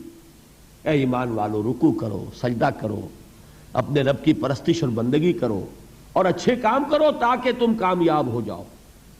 تو کامیابی کن چیزوں سے ہے، یہ ہے سب سے بڑا سبق، یہ ہمارے دل میں اگر بات بیٹھ جائے، ٹھک جائے، تو زندگی بدل جائے گی. صبح و شام بدل جائیں گے، نقشے بدل جائیں گے، بھاگ دوڑ کا رنگ بدل جائے گا، ویلیو سٹرکچر بدل جائے گا. آج وہ ایک چیز نہایت اہم نظر آ رہی ہے، کل نہایت غیر اہم نظر آئے گی. جیسے کہ حضور کی حدیث ہے، مالی ولی دنیا، مجھے تمہاری اس دنیا سے کیا سروکار. انما مثلی کراکب استظل تحت شجرۃ ثم راح فترکھا، میری مثال تو اس سوار کی سی ہے جو تھوڑی دیر کے لیے ایک درخت کے سائے میں ٹھہرتا ہے سستانے کے لیے، پھر وہ اپنا راستہ لیتا ہے. اسے اس درخت سے کوئی مستقل تعلق اس کا نہیں ہے، وہ اس کا گھر نہیں، وہ اس کی منزل نہیں. اسی طرح یہ دنیا میرا گھر نہیں ہے. اب دیکھیے ہم کہتے ہیں انا للہ و انا الیہ راجعون، ہم تو مسافر ہیں، ہم اللہ کے پاس سے آئے، اللہ کی طرف ہمیں لوٹ جانا ہے. کن فی الدنیا کانک غریب و عابر سبیل، حضور فرماتے ہیں دنیا میں ایسے رہو جیسے کہ تم اجنبی ہو یا راہ چلتے مسافر. لیکن یہ طرز عمل کب ہوگا؟ جبکہ یہ آیت ہمارے ذہنوں کے اندر بیٹھ گئی ہو. والعصر ان الانسان لفی خسر الا الذین آمنوا وعملوا الصالحات وتواصوا بالحق وتواصوا بالصبر. یہ ہے اصل بات جو میں نے عرض کیا تھا کہ میں بتاؤں گا صحابہ کیوں ایک دوسرے کو یاد دلاتے تھے. اس لیے کہ دیکھیے جیسے برف باری اگر ہو رہی ہو، آپ باہر نکلیں گے تو برف آپ کے کپڑوں پر جم جاتی ہے نا، تو آپ جھٹکتے ہیں کپڑوں کو تاکہ برف ہٹ جائے. ہمارے ایمان پر اس دنیا میں رہتے ہوئے جب ہم متاثر ہوتے ہیں ماحول سے تو گردہ آ جاتا ہے، برف پڑ جاتی ہے، اس کو جھٹکتے رہنے کی ضرورت ہے. اور وہ جھٹکنے کی بہترین اور مؤثر ترین شکل یہی ہے کہ یاد رکھو کامیابی ان چیزوں سے نہیں ہے. چمک دمک جو ہے دنیا کی، یہ ساری چمک دمک جو تمہیں رجھا رہی ہے، جو تمہیں اپنے اندر گم کیے ہوئے ہے. یہ لفظ گم پر اقبال کا وہ شعر یاد آ گیا کہ کافر کی یہ پہچان کے آفاق میں گم ہے، اور مومن کی یہ پہچان کہ گم اس میں ہے آفاق. تم گم نہ ہو کر رہ جاؤ، اس میں مبہوت نہ ہو کر رہ جاؤ، مرعوب نہ ہو کر رہ جاؤ. دنیا ہی کی محبت تمہارے اوپر ڈیرے نہ ڈال دے، تمہارے دلوں کے اوپر مسلط نہ ہو جائے. لہذا تازہ کرتے رہا کرو والعصر ان الانسان لفی خسر الا الذین آمنوا وعملوا الصالحات وتواصوا بالحق وتواصوا بالصبر.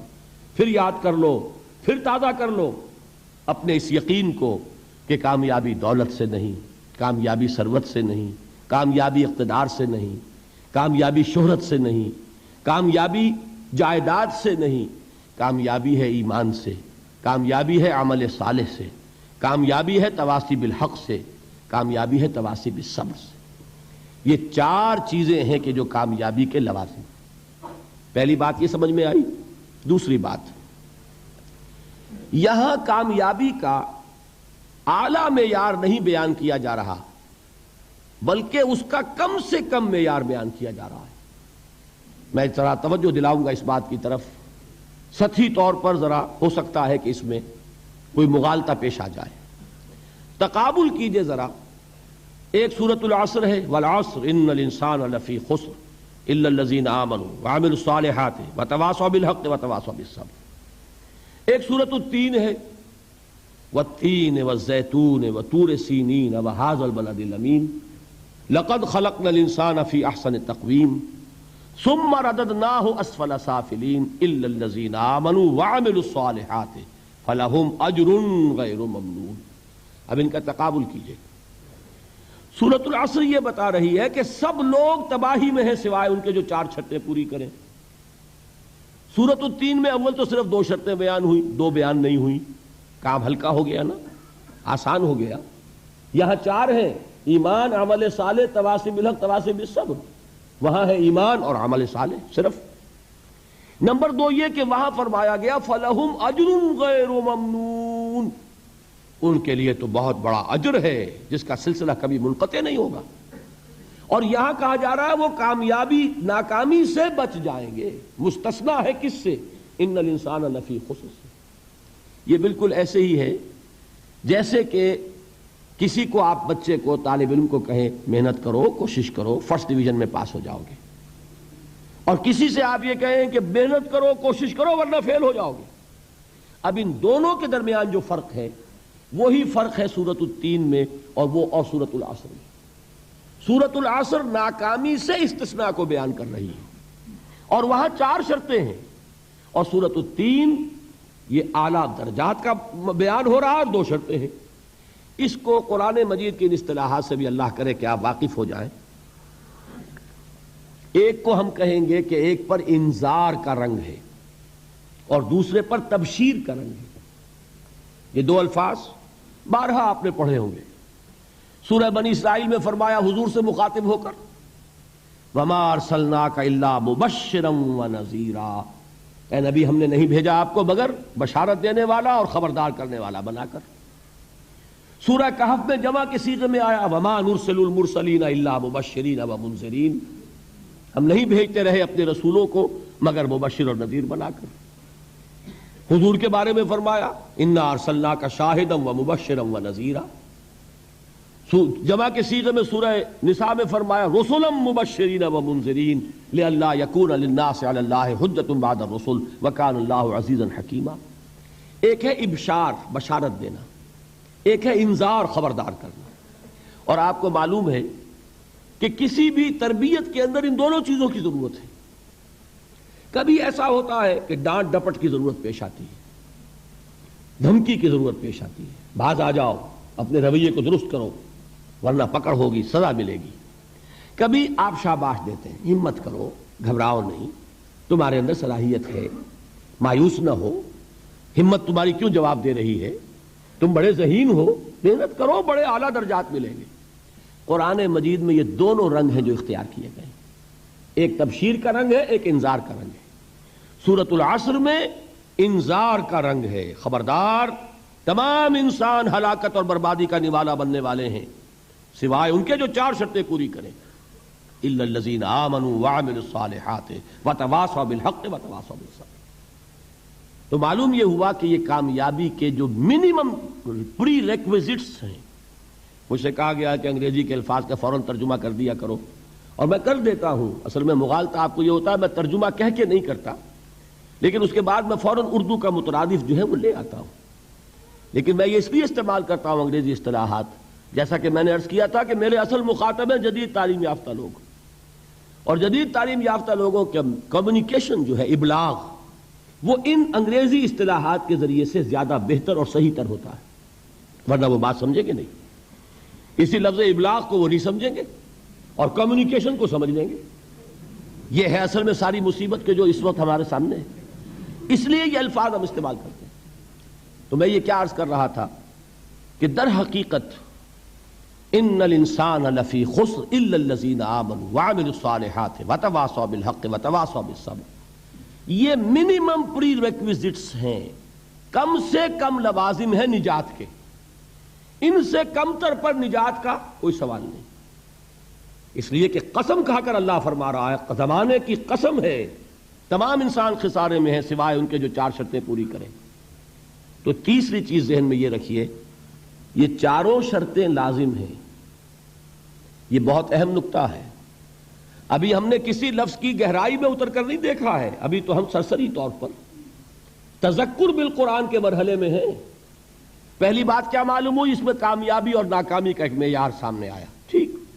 نمبر 2، یہ کامیابی کے کم سے کم شرائط کا بیان ہے، منیمم ریکوائرمنٹس۔ میں نے ایک مرتبہ ایچسن کالج لاہور میں جب تقریر کی سورۃ العصر پر، تو طلباء کے ذہن کی مناسبت کے اعتبار سے کہا کہ بھائی یہ فرسٹ ڈویژن کا بیان نہیں ہے، یہ 3rd ڈویژن میں کامیابی کا بیان ہے، اس سے کم تر پر فیلیور ہے۔ اس لیے کہ فرمایا گیا والعصر ان الانسان لفی خسر الا الذین آمنوا وعملوا الصالحات وتواصوا بالحق وتواصوا بالصبر۔ اسی کو میں نے اس وقت آپ کے سامنے رکھا کہ اس پر انذار کا رنگ ہے، خبردار کرنے کا انداز ہے، زجر کا، ڈانٹ ڈپٹ کا انداز ہے کہ اگر کامیابی چاہتے ہو تو یہ 4 شرطیں پوری کرنی ہوں گی۔ اب تیسری بات جو عرض کر رہا ہوں یہ اہم ترین ہے کہ یہ 4 شرطیں لازم ہیں۔ اگر اللہ تعالیٰ نے کامیابی کے لیے 4 شرطیں بیان کی ہوں تو سوچئے، کیا مجھے یہ اختیار ہے کہ ان میں سے 1 کم کر دوں، 2 کم کر دوں، 3 کم کر دوں؟ کس کو اختیار ہے؟ اللہ کے بیان کردہ کسی چیز میں اختیار۔ یہ تو حضور سے کہا گیا تھا سورہ یونس میں ہے، مطالبہ کیا مطالبہ کرنے والوں نے، ایت بقرآن غیر ھذا وبدل ہو، اے محمد صلی اللہ علیہ وسلم یہ قرآن بہت ریجڈ ہے، بہت سخت ہے، ان کمپرومائزنگ ہے، یہ کہیں بھی کوئی رو رعایت کرنے کو تیار نہیں ہے، تو ہمارا اور آپ کا معاملہ نہیں ہو سکتا اس قرآن پر، اس قرآن میں کچھ ترمیم کیجئے یا کوئی اور قرآن لائیے۔ تو حضور سے کیا کہلوایا گیا؟ قل ما یکون لی ان ابدلہ من تلقاء نفسی ان اتبع الا ما یوحی الی، اے نبی ان سے کہہ دیجئے میرے لیے ہرگز ممکن نہیں ہے کہ میں اس قرآن میں اپنے جی سے کوئی ترمیم کر دوں، کوئی تبدیلی کر دوں، میں تو خود پابند ہوں اس کا جو مجھ پر وحی کیا جا رہا ہے، سب سے پہلے میں خود اس پر عمل کرنے والا، میں خود اس کا پابند ہوں۔ تو غور کیجئے، قرآن بیان کر رہا ہے کہ 4 شرطیں ہیں نجات کی، اور آپ کے دل میں یہ بات بٹھا دی گئی ہے کہ صرف کلمہ گو ہونا نجات کے لیے کافی ہے، صرف ایمان سے نجات ہو جائے گی۔ یہ بات جو ہے ذہن میں رکھیے، ایک نجات وہ ہے جو ہزار برس تک جہنم میں کوئلہ بننے کے بعد نجات ہو، میں اس نجات کی بات نہیں کر رہا، وہ نجات تو ملے گی یقیناً۔ جس شخص کے دل میں رائی کے دانے کے برابر بھی ایمان ہوگا، وہ اپنے اعمال کی، اپنے کرتوتوں کی سزا بھگت کر بالآخر جنت کے اندر داخل کیا جائے گا، جہنم سے نکالا جائے گا، اور نکالا جائے گا تو اس وقت حال کیا ہوگا؟ جیسے جلا ہوا کوئلہ، اس کے سوا کچھ نہیں۔ حدیث میں اس کی شرح آئی ہے۔ لیکن یہ نجات نہیں، نجات وہ کہ جو اللہ تعالیٰ میدان حشر ہی میں ہماری مغفرت کا اعلان فرمائے، اللہ تعالیٰ اول وہلے میں ہمیں جنت میں داخل فرمائے، اس نجات کی بات کر رہا ہوں۔ وہ نجات جان لیجئے محض کلمہ گو ہونے کی بدولت نہیں ملے گی، اس نجات کے لیے شرط اول ایمان، شرط دوم عمل صالح، شرط ثالث تواصی بالحق، اور چوتھی شرط تواصی بالصبر۔ یہ قرآن کا بیان ہے، یہ کسی انسان کا کلام نہیں ہے کہ اس میں ترمیم کی جا سکے۔ 4 شرطیں پوری ہوں گی تو نجات ہوگی، اور اگر ان میں سے کوئی ایک، میں اس کی ایک سادہ سی مثال بھی دیا کرتا ہوں، بہت سمپل، سادہ مثالوں سے بات واضح ہو جایا کرتی ہے۔ آپ کسی حکیم کے پاس گئے، اس نے آپ کی نبض دیکھی، نسخہ لکھ دیا، 4 دوائیں لکھ دی، یہ اتنے ماشے اور یہ اتنے تولے، یہ فلاں، یہ اتنی، بھائی 4 دوائیں ہیں، استعمال کرو۔ اب آپ نے آیا ایک اس میں سے نکال دی، 3 رکھ لی، یا 2 نکال دی، 2 استعمال کر لی، تو یہ نسخہ اب کس کا کہلائے گا؟ یہ اس حکیم کا نسخہ نہیں ہے، یہ آپ کا اپنا نسخہ ہے۔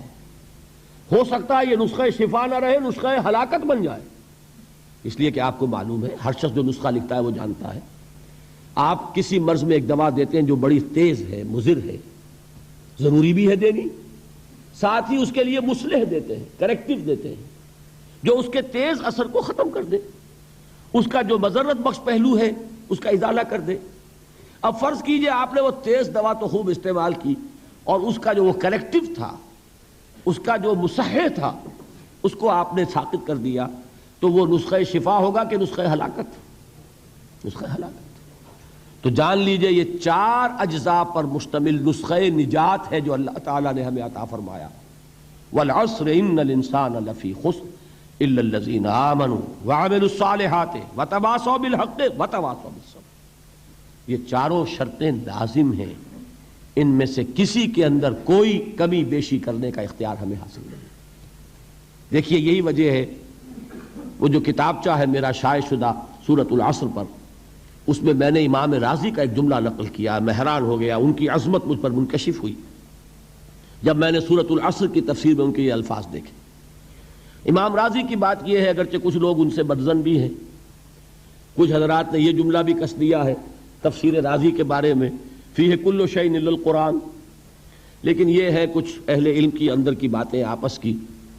امام رازی کا اصول یہ ہے کہ وہ عبارت کو سامنے رکھ کر جو اس سے نتیجہ نکلتا ہے خالص آبجیکٹیولی، معروضی طور پر وہ برآمد کرتے ہیں اور اس ٹیکسٹ کو فالو کرتے ہیں۔ چنانچہ انہوں نے جو جملہ اس میں لکھا ہے، وہ کہتے ہیں اس 3 آیت کے بارے میں، اعلم ان هذه الآیہ فیہا وعید شدید، اس آیہ مبارکہ میں بڑی زبردست وعید ہے، اللہ کی طرف سے بڑی دھمکی ہے۔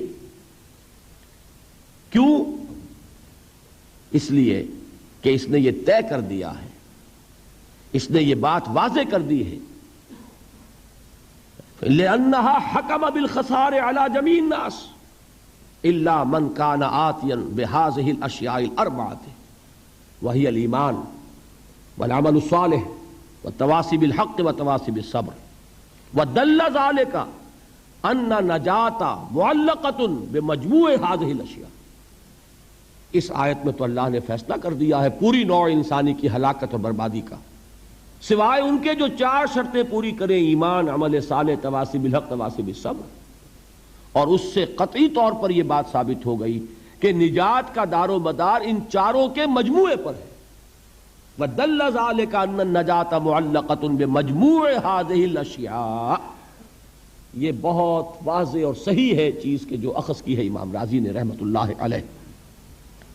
اب ذرا غور کیجئے، یہ جو بات اللہ نے فرمائی اس پر تاکید کیا کی ہے؟ والعصر، زمانے کی قسم.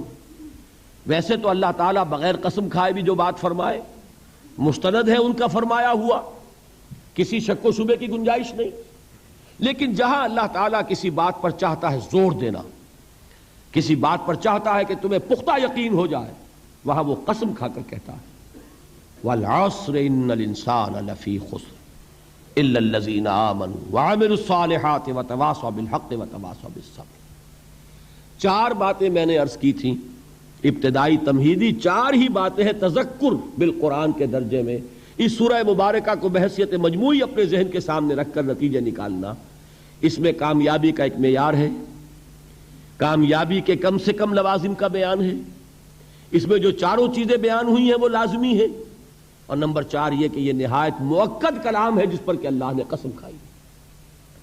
اب آئیے تدبر بالقرآن کے درجے میں اب ایک ایک لفظ کو لیجئے، اس کی گہرائیوں میں اتریے. 2 آیتوں پر انشاءاللہ تعالی ہم آج غور کریں گے، اور یہ جو بقیہ آیت ہے اس پر تو 4 دن باقی جو ہیں. ایمان کی حقیقت کیا ہے، عمل صالح کسے کہتے ہیں، تواصی بالحق کیا ہے، تواصی بالصبر، اس پر تو جیسا کہ آپ کو معلوم ہے ایک ایک دن ہمیں ایک ایک موضوع پر گفتگو کرنی ہے. آج پہلی بات سمجھیے والعصر. ابھی تک دیکھیے میں نے اس کا ایک ہی ترجمہ کیا، زمانہ کی قسم ہے. اب ذرا گہرائی میں سمجھیے کہ یہ زمانے کی قسم کیوں کھائی. سب سے پہلے یہ جانیے قرآن مجید میں اللہ نے قسمیں کیوں کھائی اور قسم کھانے سے مراد کیا ہے. ہم جب قسم کھاتے ہیں، یہ مغالطہ ہو گیا بعض حضرات کو اور اسی وجہ سے وہ بہت دور دراز بحثوں میں الجھ گئے. ہم جب قسم کھاتے ہیں تو کسی عظیم ہستی کی قسم کھاتے ہیں، ورنہ ہماری قسم میں کوئی معنی نہیں ہوں گے. گلاس کی قسم ہے تو کیا مطلب ہوگا اس کا؟ اس میز کی قسم ہے، کوئی معنی نہیں اس کی. اللہ کی قسم ہے. جب یہ ہم کہتے ہیں تو قسم کے اصل مفہوم کیا ہے؟ گواہی، شہادت. جب میں قسم کھاتا ہوں، میں اللہ کی قسم کھا کر کہہ رہا ہوں کہ یہ بات درست ہے، تو میں نے اللہ کو گواہ بنایا کہ جو کچھ میں کہہ رہا ہوں وہ صحیح ہے. جب ہم قسم کھا کر کوئی وعدہ کرتے ہیں، اس میں بھی گویا کہ اللہ کو گواہ بناتے ہیں. اللہ شہید بیننا و بینکم، اللہ گواہ ہے ہمارے اور تمہارے مابین کہ اب یہ جو معاہدہ ہوا ہے یہ ہمارے درمیان طے پا گیا اور ہم دونوں کو اس کی پیروی کرنی ہے اور اس کا ایفا کرنا ہے. تو قسم کا اصل مفاد ہے گواہی، شہادت. اور اللہ نے جو قسمیں کھائی ہیں قرآن مجید میں آپ کو معلوم ہے، کہیں والتین والزیتون وطور سینین، کہیں والسماء والطارق، آسمان کی قسم، سورج کی قسم، والشمس وضحاها، رات کی قسم، دن کی قسم. اللہ تعالیٰ نے مخلوقات کی قسم کھائی، جبکہ ہم قسم کھاتے ہیں کسی عظیم ہستی کی، اس لیے کہ ہماری قسم بے معنی ہے جب تک کہ کسی عظیم ہستی کا ذکر نہ آئے. لیکن اللہ تعالیٰ کی قسم میں کسی شے کی عظمت کا کوئی دخل نہیں، اس لیے کہ یہاں قسم کھانے والا خود عظیم ترین ہے، اس سے عظیم تر تو کوئی شے نہیں. لہذا یہاں قرآن مجید میں جو قسمیں کھائی گئیں ان میں کسی شے کی عظمت کا معاملہ نہیں ہے، بلکہ مجرد شہادت اور گواہی. لہذا بامحاورہ ترجمہ کیا ہوگا؟ زمانہ گواہ ہے. والعصر، زمانہ گواہ ہے. اچھا اب آئیے لفظ عصر پر.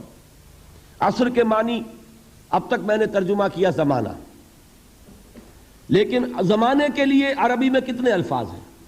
زمان خود عربی کا لفظ، وقت عربی کا لفظ، دہر عربی کا لفظ، اور دہر پر تو آپ کو معلوم ہے کہ ایک پوری سورت ہے، سورت الدہر 29ویں پارے میں، جیسے یہاں سورت العصر ہے، عصر یہ بھی عربی کا لفظ۔ اب ان میں فرق کیا ہے؟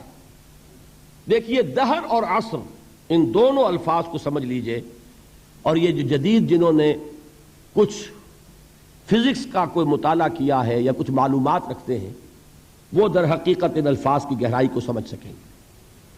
آپ حضرات کے علم میں ہوگا یہ، اور جن کے علم میں نہیں ہے وہ اس وقت اس کو ذہن نشین کر لیں کہ آئنسٹائن ایک بہت بڑا فزسسٹ، ماہر فزکس، اس وقت دنیا کا عظیم ترین سائنسدان وہ مانا گیا اس صدی کا۔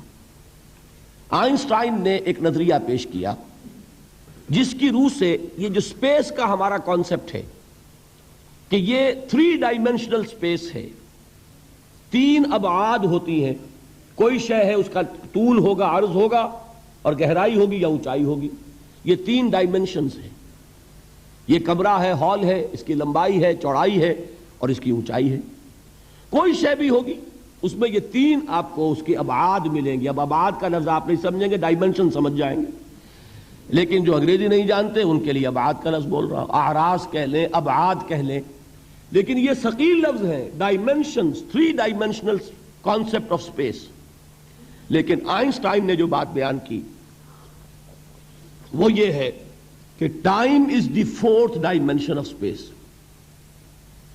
یہ جو ہمارا تصور ہے وہ تو ہے 3 ابعاد کا، حقیقت میں سپیس جو ہے 4 ڈائمینشنل ہے، اور ٹائم جو ہے وقت وہ در حقیقت 4تھی ڈائمینشن ہے اس سپیس کی۔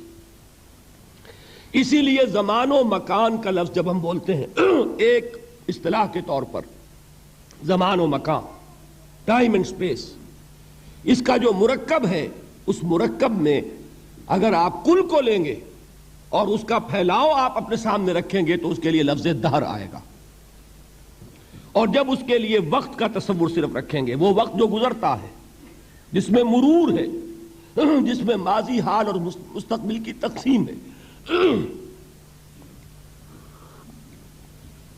تو وہ وقت جو ہے سیریل ٹائم جسے کہا جاتا ہے انگریزی میں، زمانے جاری یہ عربی میں کہیں گے، یہ ہے عصر، گزرنے والا زمانہ، وہ زمانہ جو اس وقت حال ہے۔ ایک لمحہ ہے حال، اگلے لمحے وہ ماضی ہو گیا، اور اس سے پہلے لمحے وہ مستقبل تھا۔ ہر لمحہ جو ہے وہ گزر رہا ہے کہ میں اپنی تسبیح روز و شب کا شمار کرتا ہوں دانا دانا، یہ زمانہ جو ہے گزرتا ہے ماضی، حال اور مستقبل میں، اس کو کہتے ہیں عصر۔ اسی لیے اب اس کا ترجمہ کیا ہوگا؟ تیزی سے گزرنے والا زمانہ گواہ ہے، یہ زمانہ گزر رہا ہے، یہ تمہیں اپنی غفلت میں ٹھہرا ہوا نظر آ رہا ہے، ہوشیار ہو جاؤ، یہ زمانہ تیزی سے گزر رہا ہے، دل کی ہر دھڑکن کے ساتھ تم اپنی قبر سے قریب تر ہوتے چلے جا رہے ہو۔ یہ چونکانے کا انداز ہے، یہ زمانہ جو تیزی سے گزر رہا ہے۔ یہ دیکھیے ایک شعر بچپن میں ہم نے پڑھا تھا، اس وقت اس کی کیفیت آپ پر طاری ہوگی۔ غافل تجھے گھڑیال یہ دیتا ہے منادی، گردوں نے گھڑی عمر کی ایک اور گھٹا دی۔ Every minute which is passing, it is bringing you nearer to your grave۔ ہم نے اپنے میٹرک کے زمانے میں ایک انگریزی کی نظم پڑھی تھی، سام آف لائف، اس میں ایک سٹینزا میں آپ کو پڑھ کر سنا رہا ہوں۔ Art is long and time is fleeting, and our hearts though stout and brave, still like muffled drums are beating funeral marches to the grave۔ یہ آپ کے علم میں ہوگا جب کوئی فوجی بڑا شخص جو ہے، کوئی جرنیل، اس کا جب انتقال ہو جاتا ہے، اس کی لاش کو لے کر جاتے ہیں اس کے کفن کو، تو اس کے ساتھ ہی بینڈ بجتا ہے۔ بینڈ کی ہر جو بیٹ ہے اس کے ساتھ وہ جنازہ قبر سے قریب تر ہو رہا ہے، وہی بیٹنگ آف دی ہارٹ ہے، دل کی ہر دھڑکن کے ساتھ تم اپنی موت سے قریب تر ہو رہے ہو۔ تمہارا یہ جنازہ جیسے کہ وہ بیٹ آف دی ڈرم ہے، اسی طرح بیٹ آف دی ہارٹ کے ساتھ تم اپنی قبر سے قریب تر ہو رہے ہو۔ اور یہ زمانہ جو تمہاری اصل متاع ہے کیا ہمارے پاس؟ یہ تھوڑی سی مہلت، اسی میں کچھ بنانا ہے، اور یہ مہلت تیزی سے گزر رہی ہے۔ جیسے برف پگھلتی ہے. امام راضی ہی نے یہ بڑی عمدہ بات لکھی ہے کہ والعصر کا مفہوم مجھے اس وقت معلوم ہوا جب وہ کہتے ہیں کہ میں ایک شہر میں داخل ہوا، شام کا وقت تھا، بازار اب ختم ہونے والا تھا، تو ایک برف کا تجارت کرنے والا، برف بیچنے والا چیخ چیخ کر کہہ رہا تھا لوگوں مجھ سے برف خرید لو، جلدی کرو، اس لیے کہ میری برف پگھلی جا رہی ہے. اس لیے کہ ایک دکاندار تو وہ ہے جس کا سامان رکھا ہوا ہے، وہ دکان بند کرے گا، اگلے دن کھولے گا، پھر وہ سامان موجود ہے. اگر کچھ نہ بکا، نفع نہیں ہوگا، اس کا اصل سرمایہ تو ضائع نہیں ہوگا. اگر جوتے کی دکان ہے، جوتے موجود ہیں، سبزی کی دکان ہے، چلیے کچھ باسی ہو جائے گی، کچھ نہ بچی رہے گی، کریانے کی دکان ہے، سامان موجود ہوگا. لیکن یہ برف کا تاجر جو ہے، اس کا برف اگر پگھل گیا تو اصل زر گیا، سرمایہ ختم ہوا. انسان کی مثال اس برف کے تاجر کی سی ہے کہ ہر لمحہ وہ برف پگھل رہا ہے، وقت ختم ہو رہا ہے، اور انسان اپنی منزل سے قریب تر ہو رہا ہے. اگر اس میں اس نے کچھ بنا لیا تو کامیابی ہے، اور اگر یہ وقت گزر گیا تو پھر تباہی اور بربادی. یہ ہے انداز تیزی سے گزرنے والا زمانہ. غافل تجھے گھڑیال یہ دیتا ہے منادی، گردوں نے گھڑی عمر کی ایک اور گھٹا دی.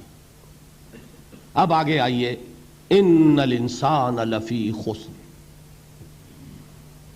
الانسان، یہ لام اس کو کہتے ہیں لام تعریف، اور اس میں بہت سے مفہوم پیدا ہوتے ہیں. اس وقت مجھے زیادہ تفصیل میں نہیں جانا.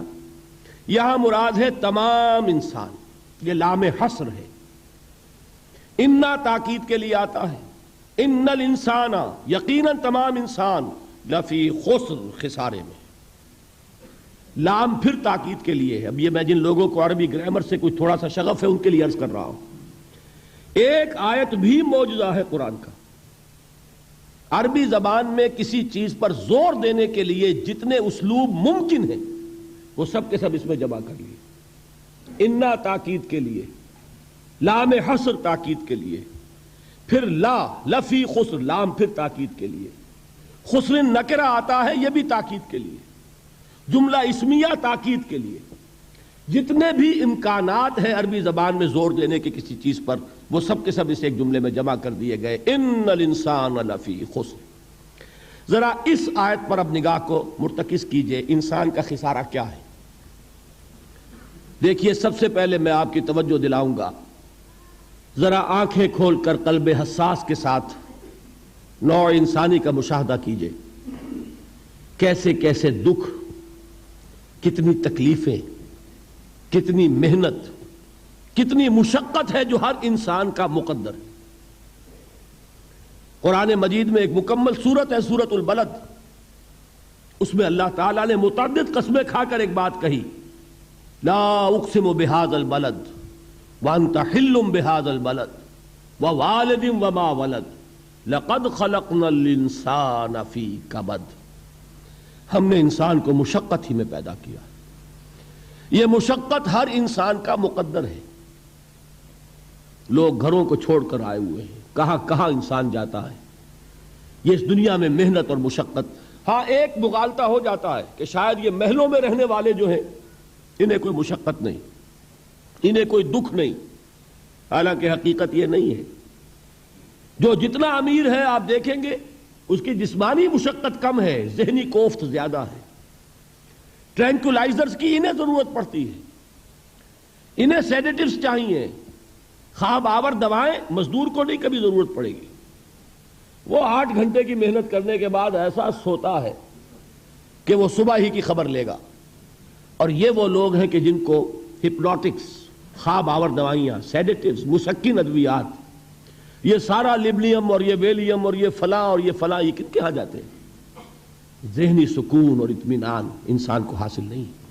کسی کی جسمانی مشقت ہے، کسی کی ذہنی مشقت ہے. میں آپ کو یاد دلانا چاہتا ہوں مہاتما گوتم بدھ کا معاملہ. 30 برس کی عمر میں کپل وستو کا شہزادہ محل کو چھوڑ کر نکل گیا. جوان بیوی کو سوتا ہوا چھوڑ کر گیا. شیر خوار بچے کو چھوڑ کر گیا. راجدھانی میں رہنے والا محل کا باسی، جسے یہ معلوم ہے کہ باپ کے بعد مجھے یہ سلطنت ملنے والی ہے، کیوں گیا؟ کبھی کبھی آپ نے سوچا؟ اس نے انسان کے غم اور دکھ کا مشاہدہ کیا. اس نے دیکھا کوئی اندھا ہے ٹھوکر کھا کر گر رہا ہے, کوئی والدین کھڑے ہوئے رو رہے ہیں اور ان کی نگاہوں کے سامنے ان کا نہایت محبوب بچہ دم توڑ رہا ہے اور وہ کچھ نہیں کر سکتے.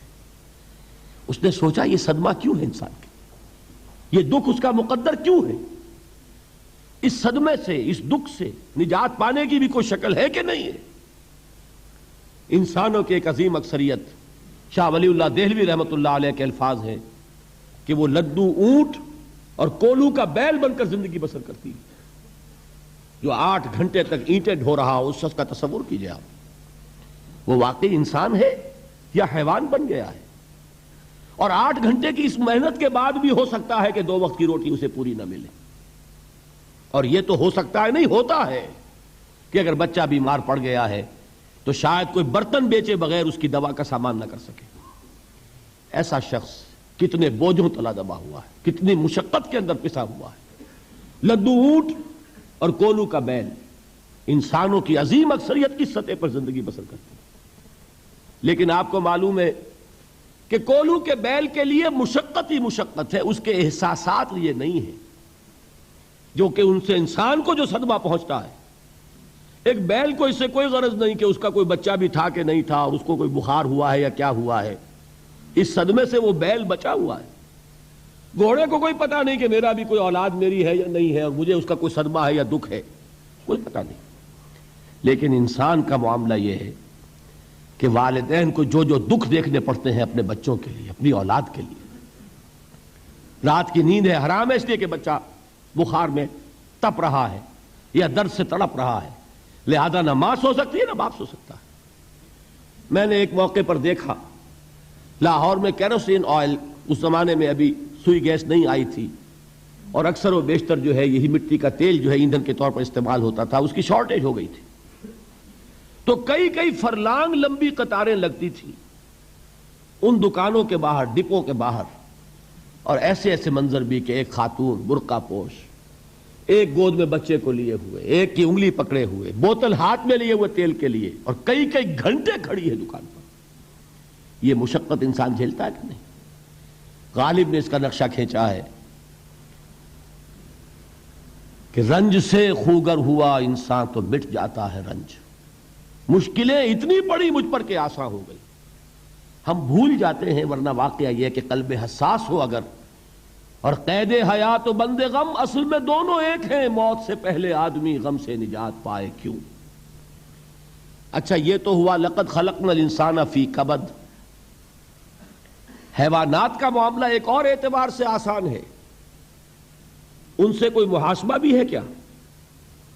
کوئی جواب دہی بھی ہے؟ کوئی ان کو اللہ کے حضور میں کھڑے ہو کر اپنے اعمال کا حساب بھی دینا ہے؟ نہیں. انسان کی یہ ٹریجڈی ہے, یہ المیہ ہے انسان کا. اس کو بھی قرآن مجید کی ایک سورت میں قسمیں کھا کر اذا السماء انشقت, اس کے بعد کیا فرمایا؟ یا ایھا الانسان انک کادح الی ربک کدحا فملاقیہ. اے انسان, تیرا المیہ, تیری ٹریجڈی اس سے کہیں بڑھ کر ہے. تجھے صدمے پر صدمے جھیلتے ہوئے, مشقت پر مشقت برداشت کرتے ہوئے ایک روز اپنے رب کے حضور میں بھی کھڑا ہونا ہے, جواب دہی بھی کرنی ہے. اس دن کے حساب سے, اس دن کے احساس سے جو بڑے بڑے ہماری امت کے عظیم جو گلے سرسبد ہیں, ان کا یہ حال آپ نے پڑھا ہوگا. حضرت ابوبکر صدیق رضی اللہ تعالی عنہ وہ ایک عجیب کیف کے عالم میں فرمایا کرتے تھے, کاش میں درختوں پر چہچہاتی ہوئی چڑیا ہوتا جس سے حساب کتاب نہیں ہوگا. کاش کہ میں گھاس کا تنکا ہوتا جو آج ہے اور کل آگ میں جلا دیا جاتا ہے, ختم ہو جاتا ہے, اس سے محاسبہ کوئی نہیں. وہ جس کے احساس سے کہ حضرت عمر جو ہیں اپنے انتقال کے وقت سخت بے چین تھے. ان کے بیٹے حضرت عبداللہ ابن عمر رضی اللہ تعالی عنہما نے ان کا سر جو ہے وہ اپنے زانوں پر رکھ لیا تو کہا نیچے ڈال دو. ایک عجیب بے کلی اور بے چینی. انہوں نے کہا ابا جان آپ کیوں پریشان ہیں, آپ تو عشرہ مبشرہ میں سے ہیں, آپ کو تو اللہ تعالیٰ نے جنت کی بشارت حضور کے ذریعے سے اس دنیا میں دی. حضرت عمر فرماتے ہیں کہ خدا کی قسم اگر قیامت کے دن عمر برابر سرابر پر چھوٹ گیا تو بہت بڑی کامیابی تصور کرے گا۔ یہ احساس جن کو ہوتا ہے۔ حضرت علی کا حال کیا ہوتا ہے؟ ابھی جو آپ نے حافظ صاحب سے سنا، یہ حضرت علی کا معاملہ ہے کہ ایک تیر پیوست ہو گیا تھا، کسی طرح نکل نہیں رہا تھا۔ حضرت علی نے فرمایا کہ اچھا چھوڑو مجھے، میں نماز کی نیت باندھتا ہوں۔ نماز کی نیت پڑھتے تھے تو لرزتے تھے، کانپتے تھے، کس کے سامنے کھڑا ہوں اور کس کے سامنے مجھے ایک دن جواب دہی کے لیے کھڑا ہونا ہوگا۔ لن تزولا قدم ابن آدم، حضور نے خبر دی ہے ابن آدم کے قدم ہل نہیں سکیں گے۔ جیسے مجرم کھڑا ہوتا ہے کٹہرے کے اندر، اس کٹہرے میں سے ہل نہیں سکو گے حتی یسأل عن خمس، جب تک کہ 5 چیزوں کا حساب نہ لے لیا جائے۔ وہ 5 چیزیں کیا ہیں؟ کان کھول کر سنیے۔ عن عمرہ فیما افناہ، عمر کا حساب دو، یہ 80 برس اور 70 برس ہم نے تمہیں دنیا میں دیے، کہاں ضائع کیے؟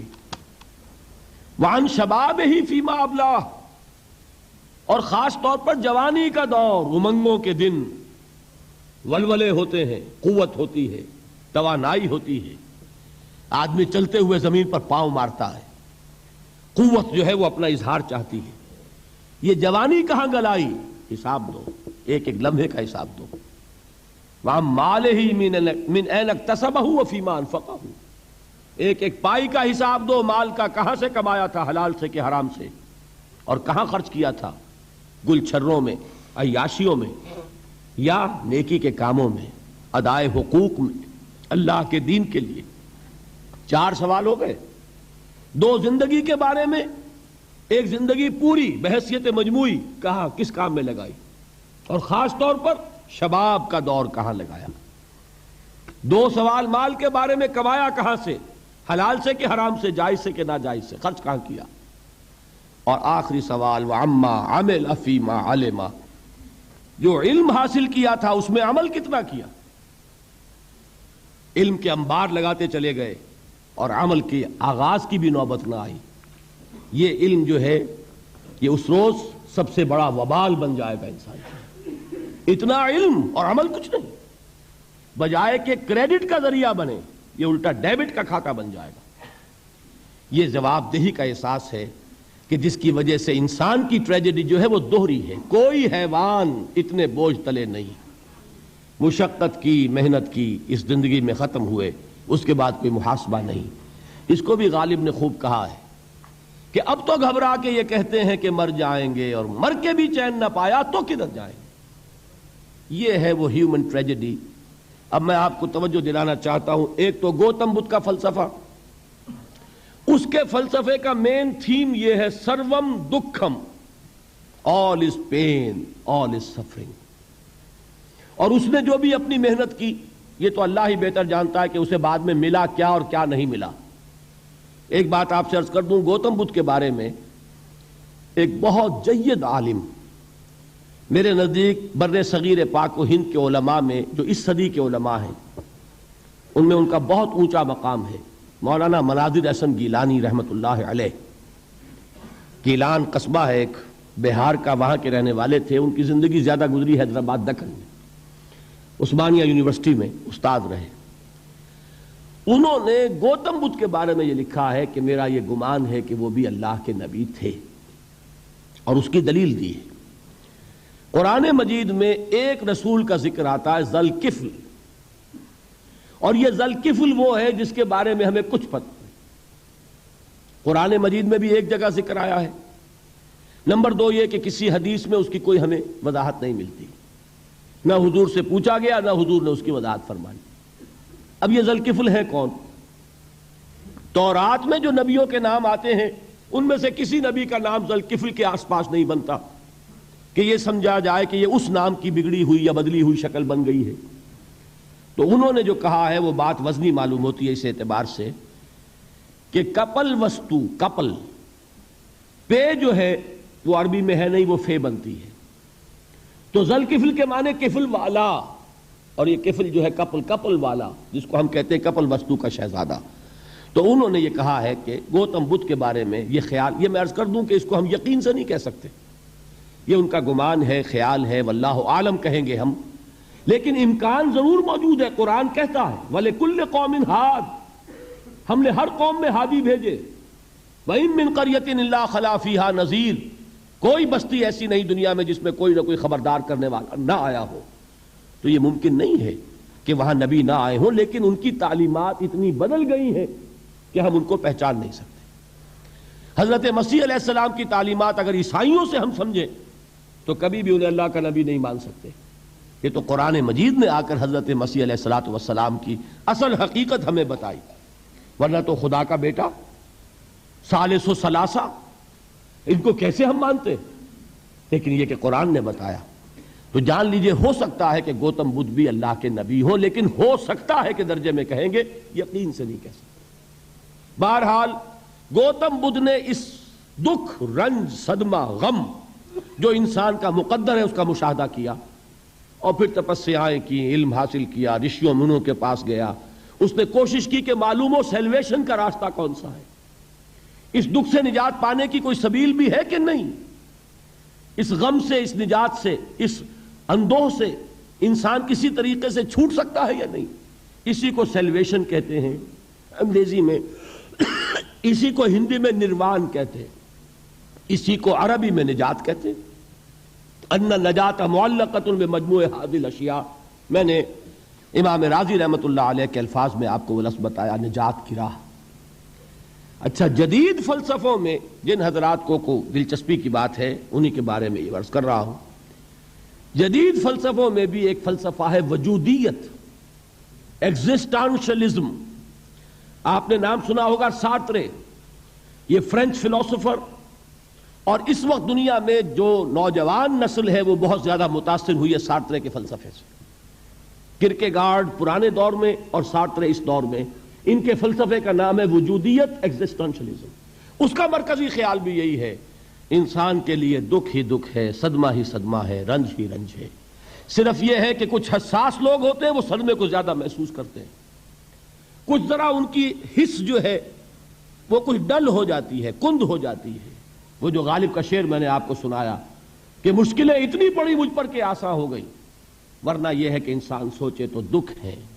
اب یہ دکھ جو ہے اس سے نجات کا کوئی راستہ بھی ہے کہ نہیں، یہ کوسچن مارک ہے، جس کا جواب ہے تیسری آیت میں اِلَّا الَّذِينَ آمَنُوا وَعَمِلُوا الصَّالِحَاتِ وَتَوَاصَوْا بِالْحَقِّ وَتَوَاصَوْا بِالصَّبْرِ۔ جو ایک نا امیدی کی کیفیت طاری ہوتی ہے، وَالْعَصْرِ إِنَّ الْإِنسَانَ لَفِي خُسْرٍ، زمانے کی قسم ہے تمام انسان برباد ہونے والے ہیں، تباہی میں ہیں، گھاٹے میں ہیں، ٹوٹے میں ہیں۔ اس سے جو ایک مایوس کن صورتحال سامنے آتی ہے، اس مایوسی سے نجات دلانے والی آیت ہے تیسری آیت۔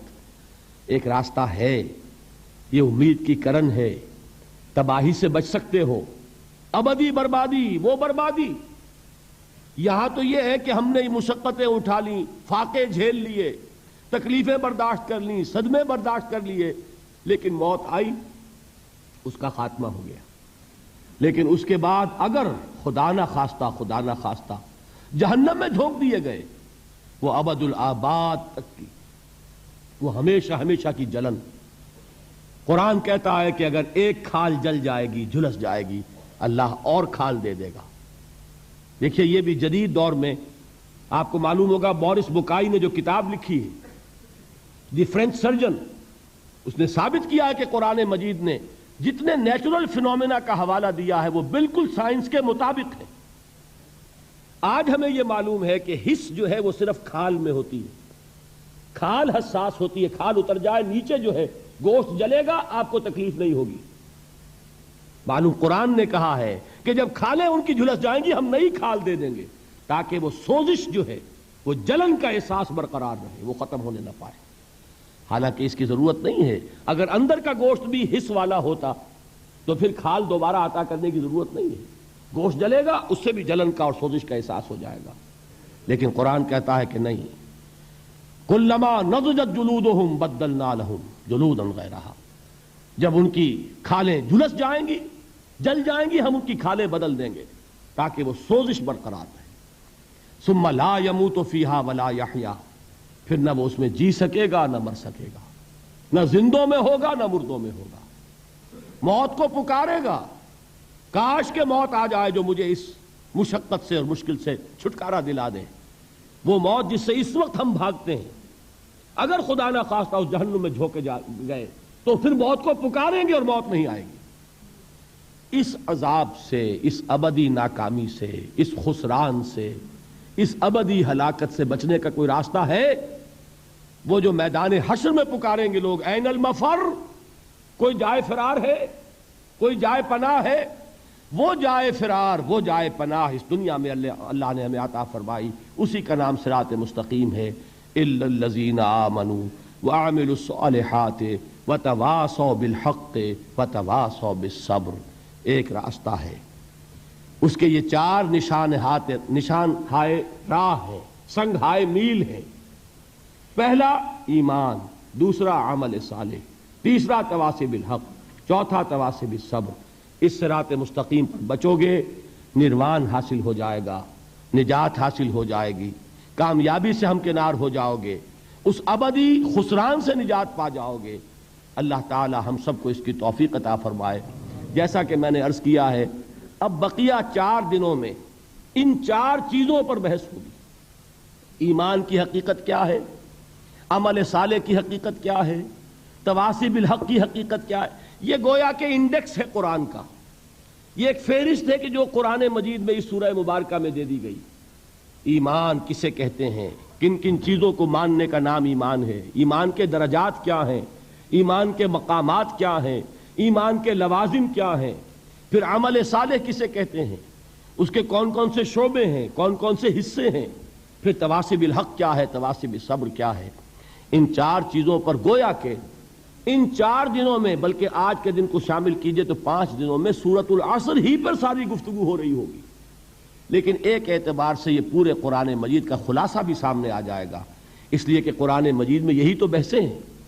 قرآن مجید میں ایمان کی بحثیں ہیں، عمل کی بحث ہے، تواصی بالحق کی بحث ہے، تواصی بالصبر کی بحث ہے۔ ان 4 کے علاوہ اگر کوئی چیز ہے تو وہ والعصر میں ہے، زمانہ، یہ گزرنے والا زمانہ، اقوام سابقہ کے حالات کیا تھے، قوم نوح کیسے برباد ہوئی، قوم لوط کیسے تباہ ہوئی، قوم ہود اور قوم صالح کا کیا انجام ہوا، یہ ساری چیزیں، ازل میں کیا ہوا، ابد میں کیا ہوگا، ازل میں کیا تھا اور قیامت کے بعد کیا ہوگا، یہ سب کیا ہے، یہ زمانے کی وہ قسم جو کھائی گئی، والعصر، یہ ساری چیزیں سمولی گئیں ایک قسم میں، ان الانسان لفی خسر الا الذین آمنوا وعملوا الصالحات وتواصوا بالحق وتواصوا بالصبر۔ اللہم ربنا اجعلنا منہم، اے اللہ ہمیں ان لوگوں میں شامل فرما۔ اللہم ربنا اجعلنا من الذین آمنوا وعملوا الصالحات وتواصوا بالحق وتواصوا بالصبر، آمین یا رب العالمین۔